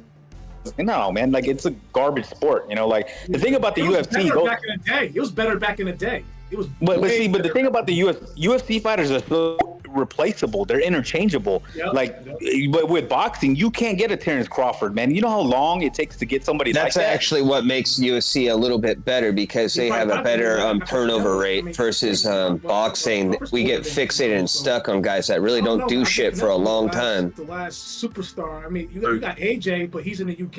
It takes too long to develop these guys, man. But once you develop them, they're gold, man. I agree. I agree, and then everybody latches on to him. I understand. Look at Canelo. Look at Canelo. Look at Crawford. Look at Lomachenko. Look at Inoue. You don't get like guys that are like you're naming marquee. You're naming marquee guys. But you know what? You see what's happening right now. I'm just gonna leave this here. Like, with the big reset? What's happening? Pay attention right now is like the Saudis. They're making big fights, big cards. And don't be surprised if you go see all your favorite fights be over there instead of here. Is it me or is there like 2 or 3 conversations going on at once? I'm having a hard time with this. I just hear you in Southpaw. Yeah, no, there was 2 other dudes just talking too. Yeah, I hear what you're saying about Saudis, man, because the Saudis are like, man, everybody's fumbling the ball in America. They got the money, bro. They don't care about losses. Yeah. Take this loss. That's the thing, though. That's the bad thing about Saudi. Sorry, they don't care about losses. Think about that. That's the BBC. Trillionaires, bro. They pay taxes. No, that's not a bad thing. Think about that. No. It will be. It will be in the long term. It will be a bad thing because Saudi are doing what they're doing. They'll get bored of it because right now it's like they like toys, right? If you go there, they got all these crazy toys, cars. Yeah, they got the newest shit over there as far as toys. So boxing right now, boxing right now is the new shiny thing that they're playing with, and they're eventually they might move to something else, especially when they don't get a profit out of it. Like that fight that fight in Saudi didn't sell at all. But that's why you notice they're not doing anything outside of there. They're here, and they should take advantage and make the big fights, man. I'm just hoping they can, make our favorite fights before they leave because. I mean, if they stick to it, that's gonna be the spot. You'll make our favorite, like even the fights that are possible to make here, they can make it over there, and we can see these fights. But that's, that's the only fights they can make. Because then the fight can be early. I'm like, I wish the fight's on right now. I gotta wait till fucking football, right? But here's the thing, man. Right? They're only gonna make big fights. They're only gonna make the bigger of the fights. It's like, but boxing. You get your meat and bones are off the guys coming up. It's the right. How you like Friday night fights. Sorry, you're not gonna fly those guys out. How are you going to develop the next generation of talent? How is that going to work? You know, that doesn't make any kind of sense. I wish they could do that. Can this guy hear me? I don't think he can. Yo, Legend, can you hear anybody? I think you can hear Southpaw. Can you hear Quags? No, or I Judica? heard you. I just heard you, and I heard Southpaw and Jimmy. Those are the ones I've been hearing. It's Jimmy and Southpaw. Check your check your panel. You might have people like turned down or something. Yeah, check Quags, check other people. See Judoka. Check and see if you have them muted. Check to see maybe you have them muted. I have them muted. But Bucho, anyways, what I was saying earlier, I don't know if you heard me, but one of the things with ESPN, they want to get rid of the ring girls. They're offended by the ring girls. You know, guys, the top rank chicks. Straight up, they're offended by the ring girls. They say it's antiquated. Oh hell no! Oh, it's totally what it is. It's the look what they've done to ESPN as a whole, man. They've driven that station into the ground. That's what I did with the Formula One. The Formula One ring girls. We go on the same. It's the way society's going. And Bob was like, "Fuck you, I'm doing it." And by him doing that, they were like just started treating him like the redhead stepchild after.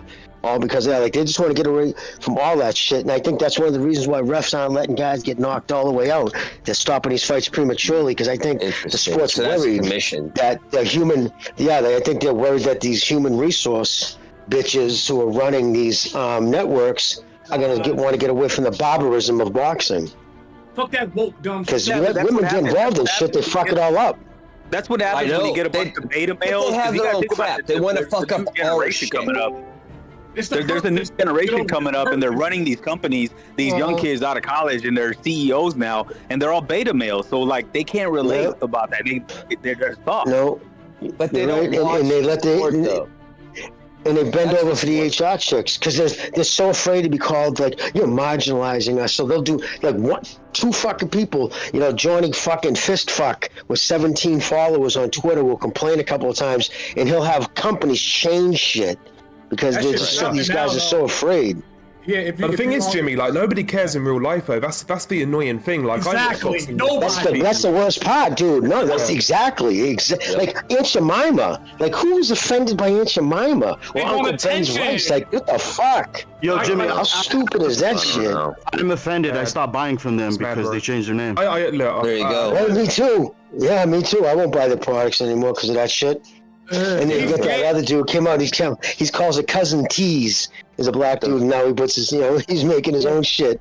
And the reverse attack. He's smart. That's not good. Yeah. That's all I bought was Aunt Jemima. They changed the name. Well, now I gotta find a different. That's what boxing. Listen, that's. And the thing is, if you fucking follow, I know it's not boxing, but just real quick, you follow that woman's story, man. She came from. Oh, what happened? And it was her decision to call Aunt Jemima, so that was like degrading to her. It was insulting to her to change all that.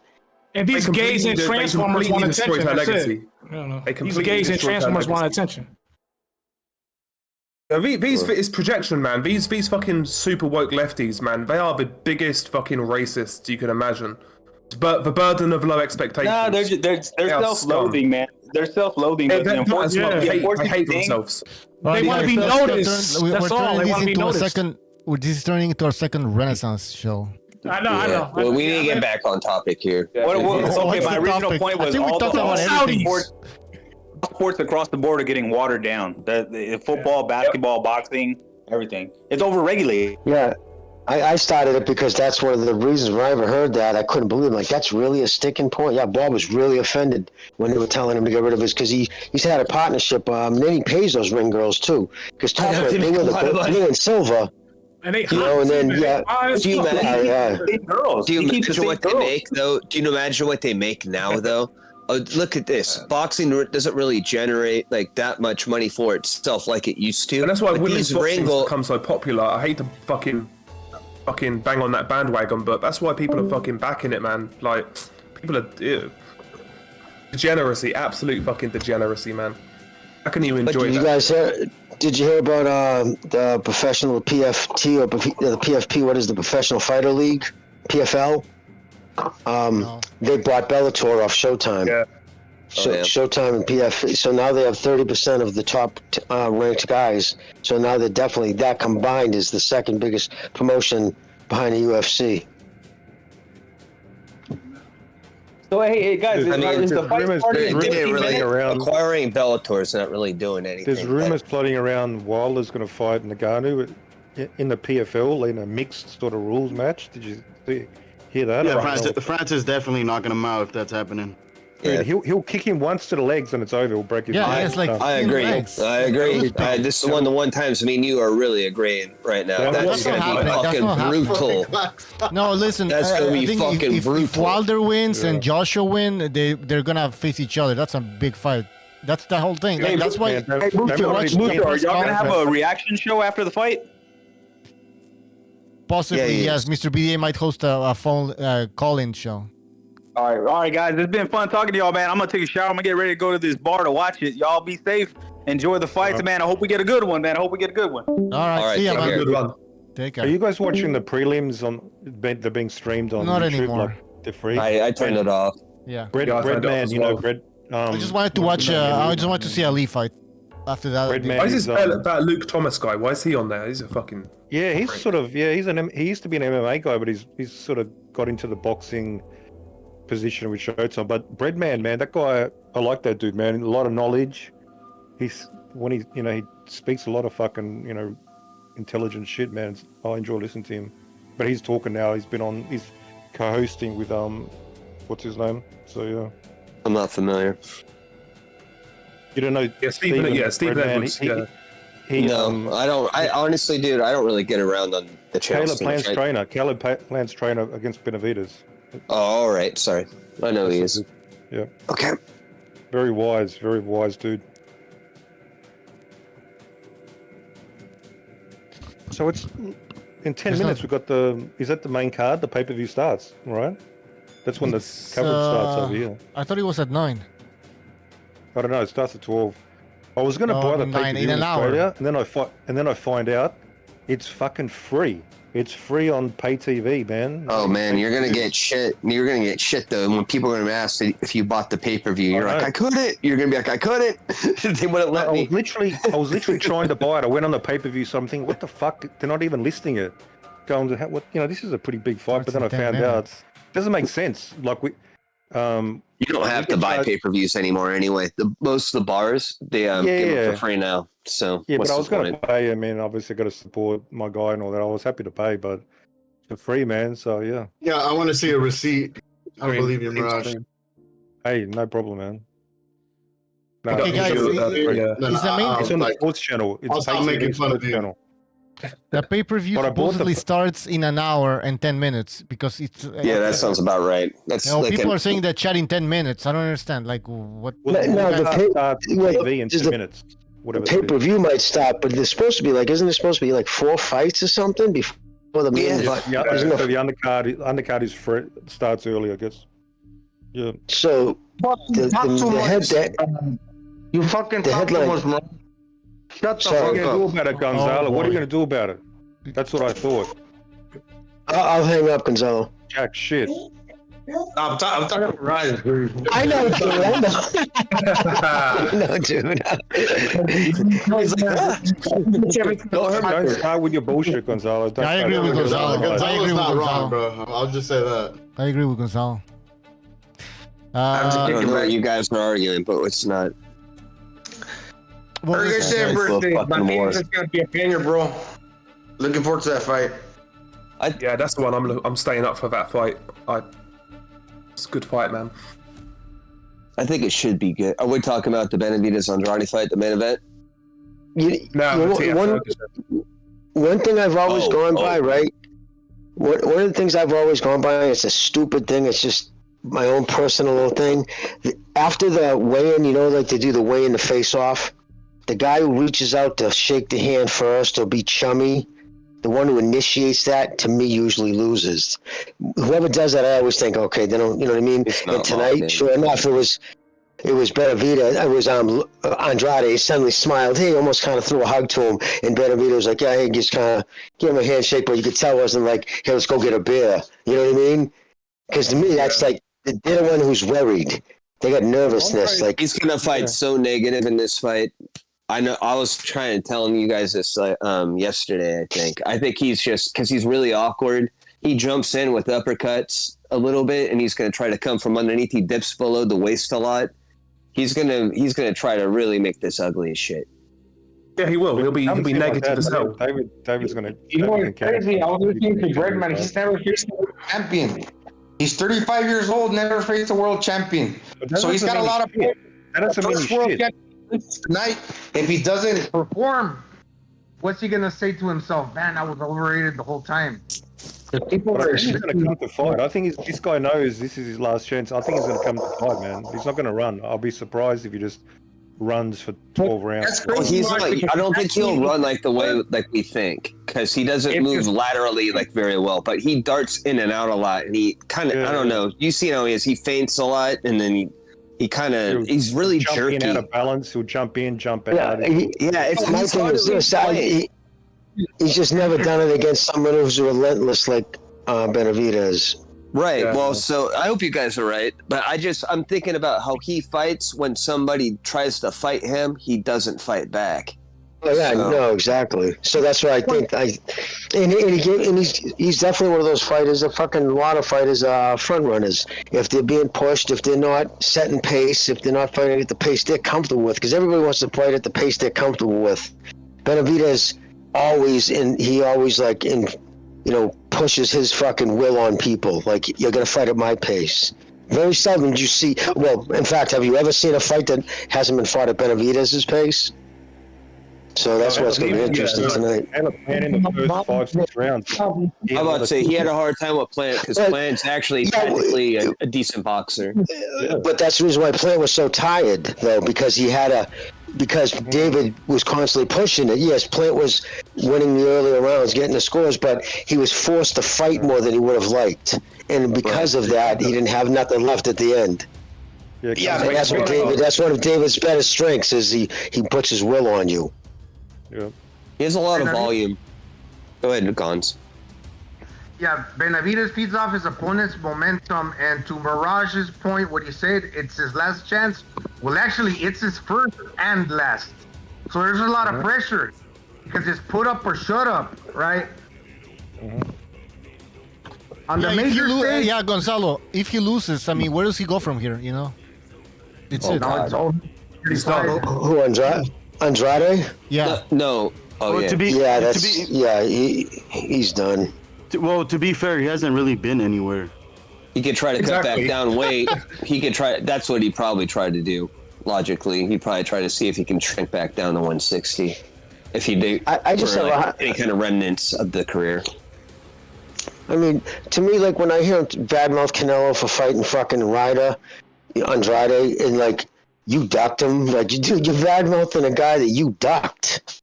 You know, like dude, that's just not a good look, man. He dunked Parker, and Parker lost to Ryder.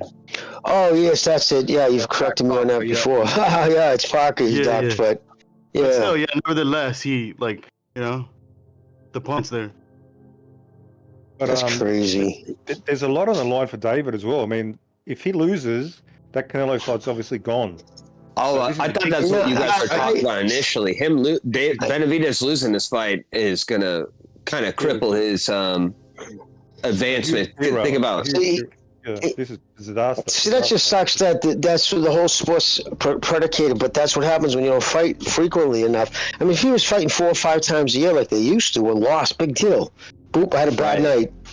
And you make people forget it by having good nights. But when you only fight once and fucking twice a year at best, but when you have a loss, it stings. It hangs in the air for a long time. And it works on dudes' psyches. That's why a lot of guys back in the day, when they lost, they fought the next month. Get me back out there. Because they didn't want that fucking loss to sicken a fighter's head. You know, a loss can, you're right. If Andrade would have been fighting it's an interesting constantly, point, Jimmy. Yeah, if Andrade would have been fighting constantly, it would be a different situation for him. Now, like everything's on the line. Everything is on the line. His whole career. It's Even prospects don't really fight. Good fight, but the style is tailor made. Well, it favors Benavidez because Andrade gets tired in the latter half. All the while, Benavidez gains momentum. The only way I see Andrade winning is if he gets Benavidez to square up. When he pivots, when he takes some hard angles and drops him on his ass 2 times. Because if you put him on his ass 2 times and maybe you win 3 or 4 rounds, and there you go, you get a draw or a victory. Have to do the math. And the reason why David gets so strong into the later rounds, he never bounces. He's never up on his toes. He doesn't load up a lot around. And then back to but just jumping up and down on your toes takes so much out of you. That's the reason why it shows like conditioning. It's like the guys you ever seen between rounds, they'll get up at right before they get off the stool and they start jumping up and down. It's the fucking gazelle thing. Like if you ever let the Thompson gazelles in the wild, when they see lions, they'll suddenly start going spring. They start like bouncing 20 feet in the air. They do that to show the lion, don't waste your time, dude. I'm healthy and I'm fucking fast. That's a great point, by the way. That's a great point. That's a great point. By the way, in regards to Andrade, in regards to Andrade, you made a great point. He does exactly what you're saying. He uses, in the first 3 to 4 rounds, he's explosive, he's quick, he's agile, etc. He looks dynamic, but he uses... Up on his toes, that uses a lot of energy. And he uses so much unnecessary movement as well. And after 4 rounds, nervous energy. Yeah, I think it will get ugly for him after 4. He'll try and survive after 4 against Benavidez. And you're constantly ring rust too. When you're constantly never fighting at your top because you always got a little bit of ring rust. And David's just gonna walk flat-footed. He's not gonna be any wasted movement, and he's just gonna be picking his spots. But he's still gonna have a lot of volume though. And that's what I want to get this out here. I heard this yesterday, and I couldn't get this out. I don't think David Benavidez has bad power at all. He doesn't really sit down on anything, and people still try to get out of way of his shit. Like if he wanted to really hit something, he probably knock people out.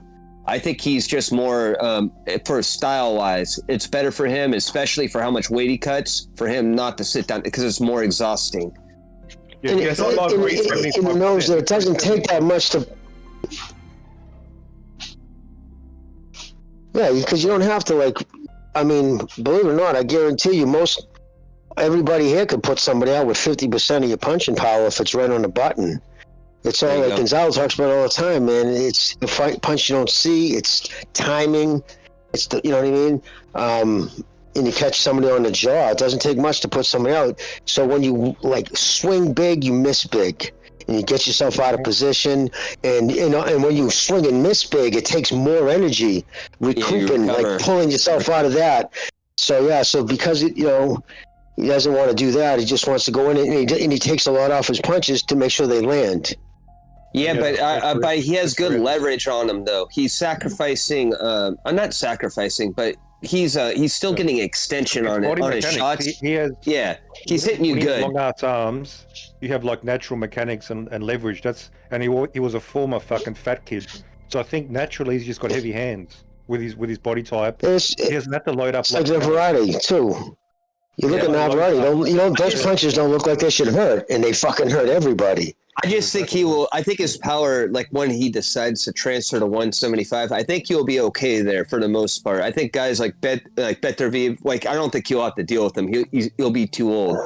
By the time he gets up there, he won't have to deal with them. But guys like that would probably be a problem for him. Because getting in the trading volume shots with power punchers like that generally goes wrong for the volume puncher. Yeah. So, but other guys that are up there right now, I think he would do fine with Callum Smith. That's my opinion. That'd be a good fight, actually. Him and Smith. That'd be a good fight. I like that. Now you'll fuck up Callum Smith, man. He knows until he does it. Ring IQ's put out some good videos. He's broken down because people talk about the Benavidez fight. He really follows that. That's one of his things. He likes to follow all the shit behind the scenes. He's put out some videos. You guys should check them out. I don't know if you've seen them. He broke it down and showed how, for some reason, Bob Arum was just not. Plus, they're talking about making it in Arab lands, and he didn't want to go there either. I don't think he doesn't really want to fuck around there much, obviously, especially now. But Didn't they say next year, like early next year or something? Yeah, well, when Benavidez' people first reached out, Bob said this was before the Canelo fight. That was the first time they reached out to Benavidez. And, Benavidez, and Bob said, no, man, this dude doesn't have no name. He doesn't bring anybody. So it kind of threw cold water on it there. And then it was after the Canelo fight. I forget exactly why. No, he breaks it all down. He does his homework on it, too. They wanted more money. People wanted more money, right? People's side? What's that? Bivall's team wanted more money after the Canelo fight. Yeah, apparently, yeah. Yeah, I mean, rightfully so. I would imagine, like you go out and you beat the number one guy in boxing. He wanted at 168 too. I think Canelo didn't want to do that. He wanted to have redemption at 175. I'm sorry, I thought we were talking about Benavidez. I'm talking about better be than Bivall. Oh, I'm sorry. I my bad, dude. Yeah, that fight is this generation Stevenson Kovalev. It's not going to happen, man. I don't think it will happen, unfortunately. I just that's so fucking pathetic, though, that fight doesn't happen. Those two are perfectly matched for each other. Boxing is like that, though. Boxing is like that. Bro, it has to happen. If you look at the UFC. I don't know, man. Hey, wait, guys, is this Lion? What was his name? The lawyer? The Lion? Yeah, Lion Legal. We can barely hear you, man. Go ahead. I have to train my microphone. Okay. Go ahead, guys. Just your mic. I'm out of here. Hey, you know what? I hate Charlo, but take it easy, buddy. Jose Benavidez is a fucking asshole, dude. At least like that. Yeah, he's an asshole. All right. Yeah, Gonzalo, I can see why he got shot. I can see why he got shot, man. I ain't gonna lie. Oh, the other Jose. No, this is I don't. You know, it's an interesting fight because he's fighting a drunk that's probably on drugs. But if you went for that, this is a mismatch because Benavidez is a 140 pounder. When he fought Crawford, he looked smaller than Crawford, and all of a sudden now he's fighting at 160, super middleweight, basically. He couldn't even get his hands let his hands go against Danny Garcia. That dude's gracious. No, he did. Yeah. He has one leg. Do you think he's at this weight because his leg's compromised? Do you think he can't do road work, obviously, anymore? What the fuck's going on? Well, it's the PBC. They have Benavidez in the main event, David Benavidez. So it's like, might as well, we're gonna put his brother and Charlo, and that's gonna somehow be like an exciting, attractive fight. It's not. It's just his name. You know? Yeah, and maybe setting up Benavidez Charlo in the future as well. Right. Yeah, exactly. I swear to God, Jamal Charlo's on fucking SRIs. That guy looked so vacant at the weigh-in, bro. That guy's not there. He's in a weird way, man. I'm telling you. Yeah. He's done. I agree with you. He looks like an empty body. I've known people antidepressants. He looks older than his. He looks older than his exact twin. You know what I mean? All of a sudden, like he looks so much older than him, and that's using drugs. Have you ever he seems to be like he might be on fentanyl, you know. He's on antidepressants in my opinion. Like, have you ever met met anybody on antidepressants? Like a close friend of mine was on them. Yeah, this is America, dude. Yeah, it leaves a memory. Plus what my guy does for a living here. Yeah, he sees that shit all the time. So, but most of us probably have people who are in America, unfortunately. They hand that shit out like candy. They shouldn't be giving it to half the kids that give it to. I think that's why we have school shooters. But that's another whole. People don't like. Yeah, they don't like to bring up the SRI fucking links and shit like that. It's a gun issue, but nobody looks at like the fact that 90% of these school shooters are on fucking anti-anxiety medication, SRI, and all that. Well, they also shut down all of the mental institutions in America. So think about that logically. Out of all the fucking programs that you would want to keep open. I don't know. Nothing makes sense here in that regard. Like let's not talk about that shit, guys. We're not talking about that. I think Charlo's done basically. In the short of it, I think he's done. I think he's getting fattened up to get cashed out against somebody, whoever that guy is. I don't know, but he'll get cashed out. Del Boy, that mental breakdown that people are talking. Why do you attribute that to? I mean, fuck knows, man. Who the fuck knows? But having a divorce? Man, who cares, man? We keep getting Maul a pass for this mental breakdown, but everybody overlooked Teofimo. Maybe he's just addicted. Maybe he's just a substance abuser. Maybe he's really just an alcoholic. Okay, well, what's wrong? Why does he have to have all these other personal problems? Maybe he's just addicted to shit, and that ruined the other parts of his life. Like Jimmy said, I think it's a sign of the times, man. You look at how many people now are medicated in the US, the UK, the Western world. I think it's just a sign of the times. Can you hear me now? Yeah, we hear you. That's a good point. That's why Oh, great. Jose fucking beats him, man. So he's out of Moore's out of the picture with his bullshit. From what they were saying, for whatever it's worth, they were saying it was his bitch wife there was like keeping him from his kids and shit. Well, so I don't know if that's what made it fucked up. Let's hear Lion Legal. Lion Legal, go ahead. Yeah, so essentially, if you look at the boxing landscape now, I think somebody else on the panel was saying that you don't get the best fights at the right time. I think they were saying somebody was supposed to fight someone else. I forgot the name. Benavidez, Bivol. Right, exactly. A lot of fights. Exactly. So that's why you get companies like the YouTube Misfits outfit being able to now step into the void, into the niche that's left by boxing, because you don't get the best fighting the best. Whereas in the UFC, that's exactly what you get. UFC to me is not as interesting as boxing is. It's not as exciting, and it doesn't have the history. Boxing was essentially played in ancient Greece. Since ancient Greece, people have been boxing. It was the number one sport in the country in my lifetime. I mean, bigger than NFL, bigger than Major League Baseball, everything.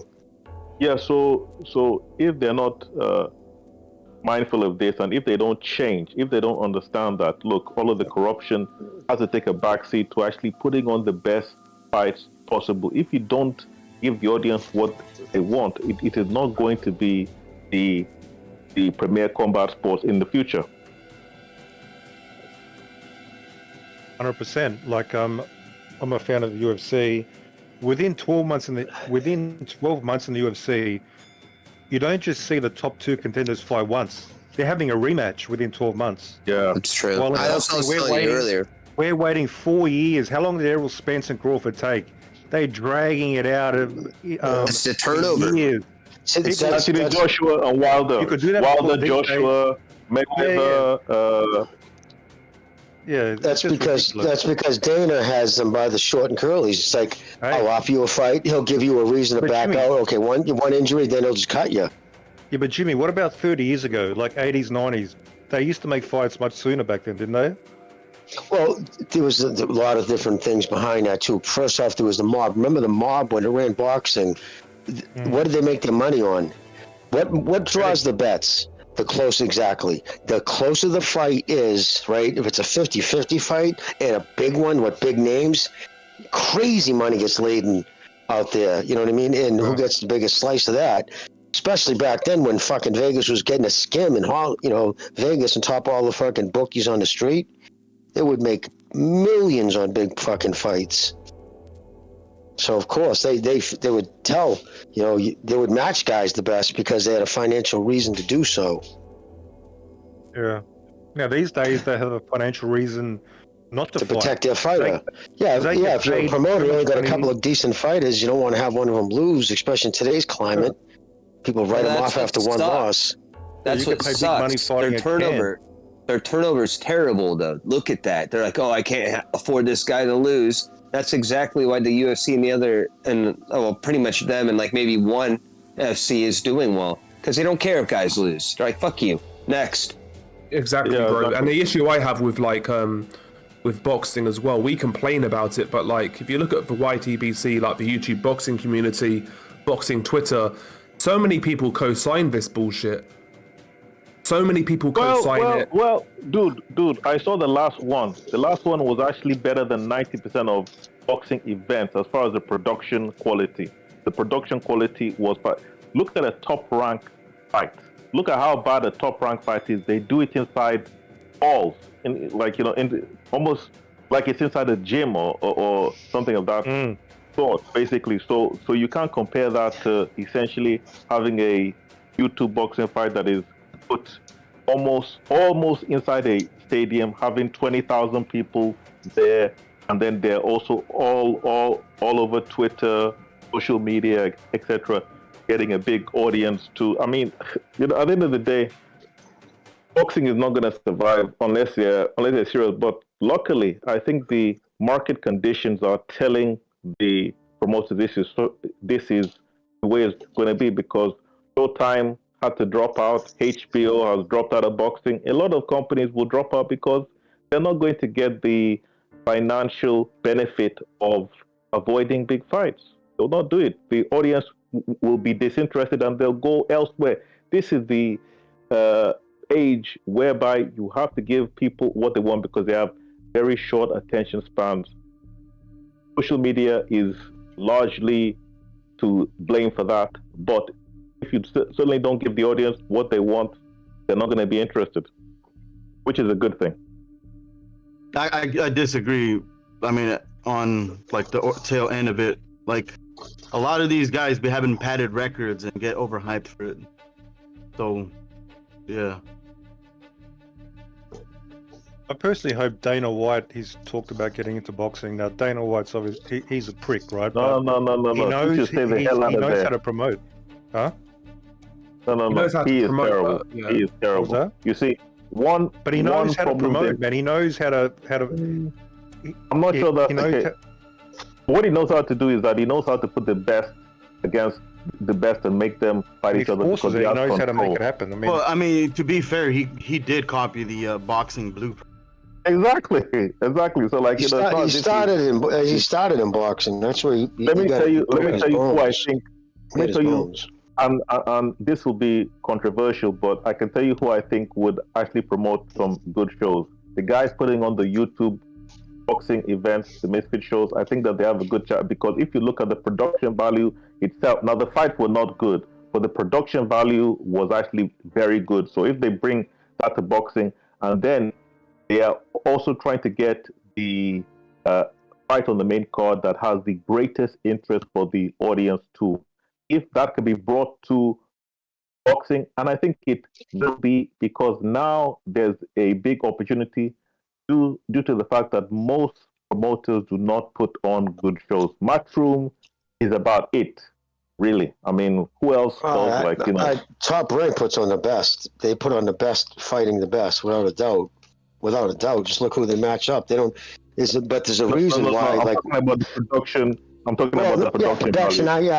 Yeah, maybe if I was there, I'd care more about that. But when I'm watching home, I just want to see the fighters fight the fights, and by matching his guys tough, there's a reason why. Like right now, even though you have to count it because it's the way it went down. Even though I don't really want to talk about that fight, but going head to head right now, up against Showtime or PBC, PBC is 4-24 against Top Rank, 4 wins, 24 losses.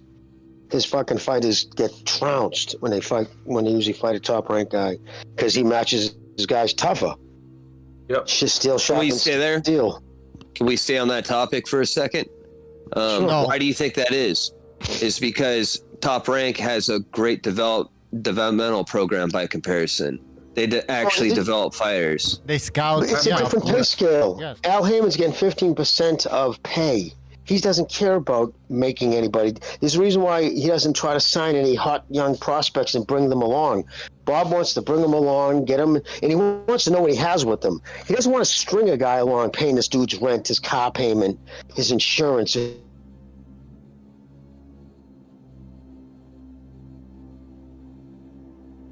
Okay. I cut out, or you guys cut out? I think Jimmy cut out. I can hear you guys. Yeah. Okay. Jimmy. I think you didn't pay. I'll tell you the problem just real quick. Possibly how the UFC could, well, not UFC, but more so Endeavor, which is Dana White from a proxy standpoint, right? He's the figurehead of that, more like, you know what I mean. But they're publicly traded. They can raise money a lot easier than Top Rank can to fund these fights. They can really do a lot of damage if they organize this correctly. I'm actually kind of interested. But the problem is everybody around them doesn't operate the same way. Yeah, I agree. And I don't think they can do it. A fighter's purses, the expectations these guys have has been set so high I don't think a guy like Dana or Endeavor would come in and necessarily make it work, man. I think so many of these guys have unrealistic expectations of what they're worth. Market's so inflated. I can never see Dana White coming in and making a serious like fist of it and really giving it a go. I can't see it. What do you think they're looking at it like a stock? You know, like if boxing, they're waiting for boxing to hit like till it's at a really low point, and then they jump in and do that, and then they implement because now people need a fight, and all these other promotions are kind of. Who are you talking about? I'm just talking about the sport in general. Like it's not really operating that well. I think everybody kind of agrees on that. You said somebody would jump in. Who would jump in? I didn't hear what you said. Jumping? You were saying somebody would jump in. Like, are you talking about the UFC would jump into boxing? Right. It's like you would jump in, like, and start buying stuff. You know, like you just start buying out promotions and other people that own like the rights to fighters. You know, once at a lower cost. You know, you'd wait till it gets devalued.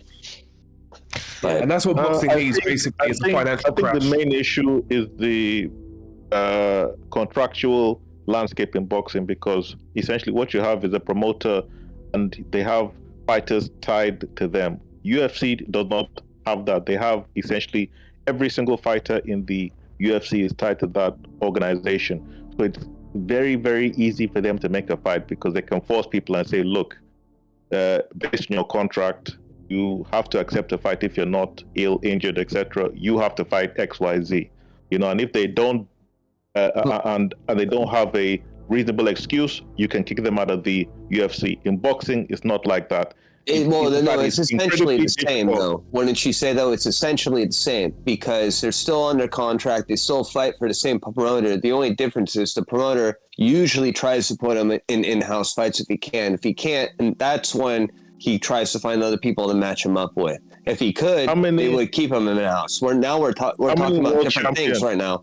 How many times do you have world champions that own different titles and are in the same promotional company? This is entirely my point. Do you think they want it that way? All in different companies. They're all in different. You're not listening to me. Hi guys, let me just read a super chat. Rapax Trucking Company. He says Top Rank took a loss against the PBC with that Shakur Chickenson versus De Los Santos fight.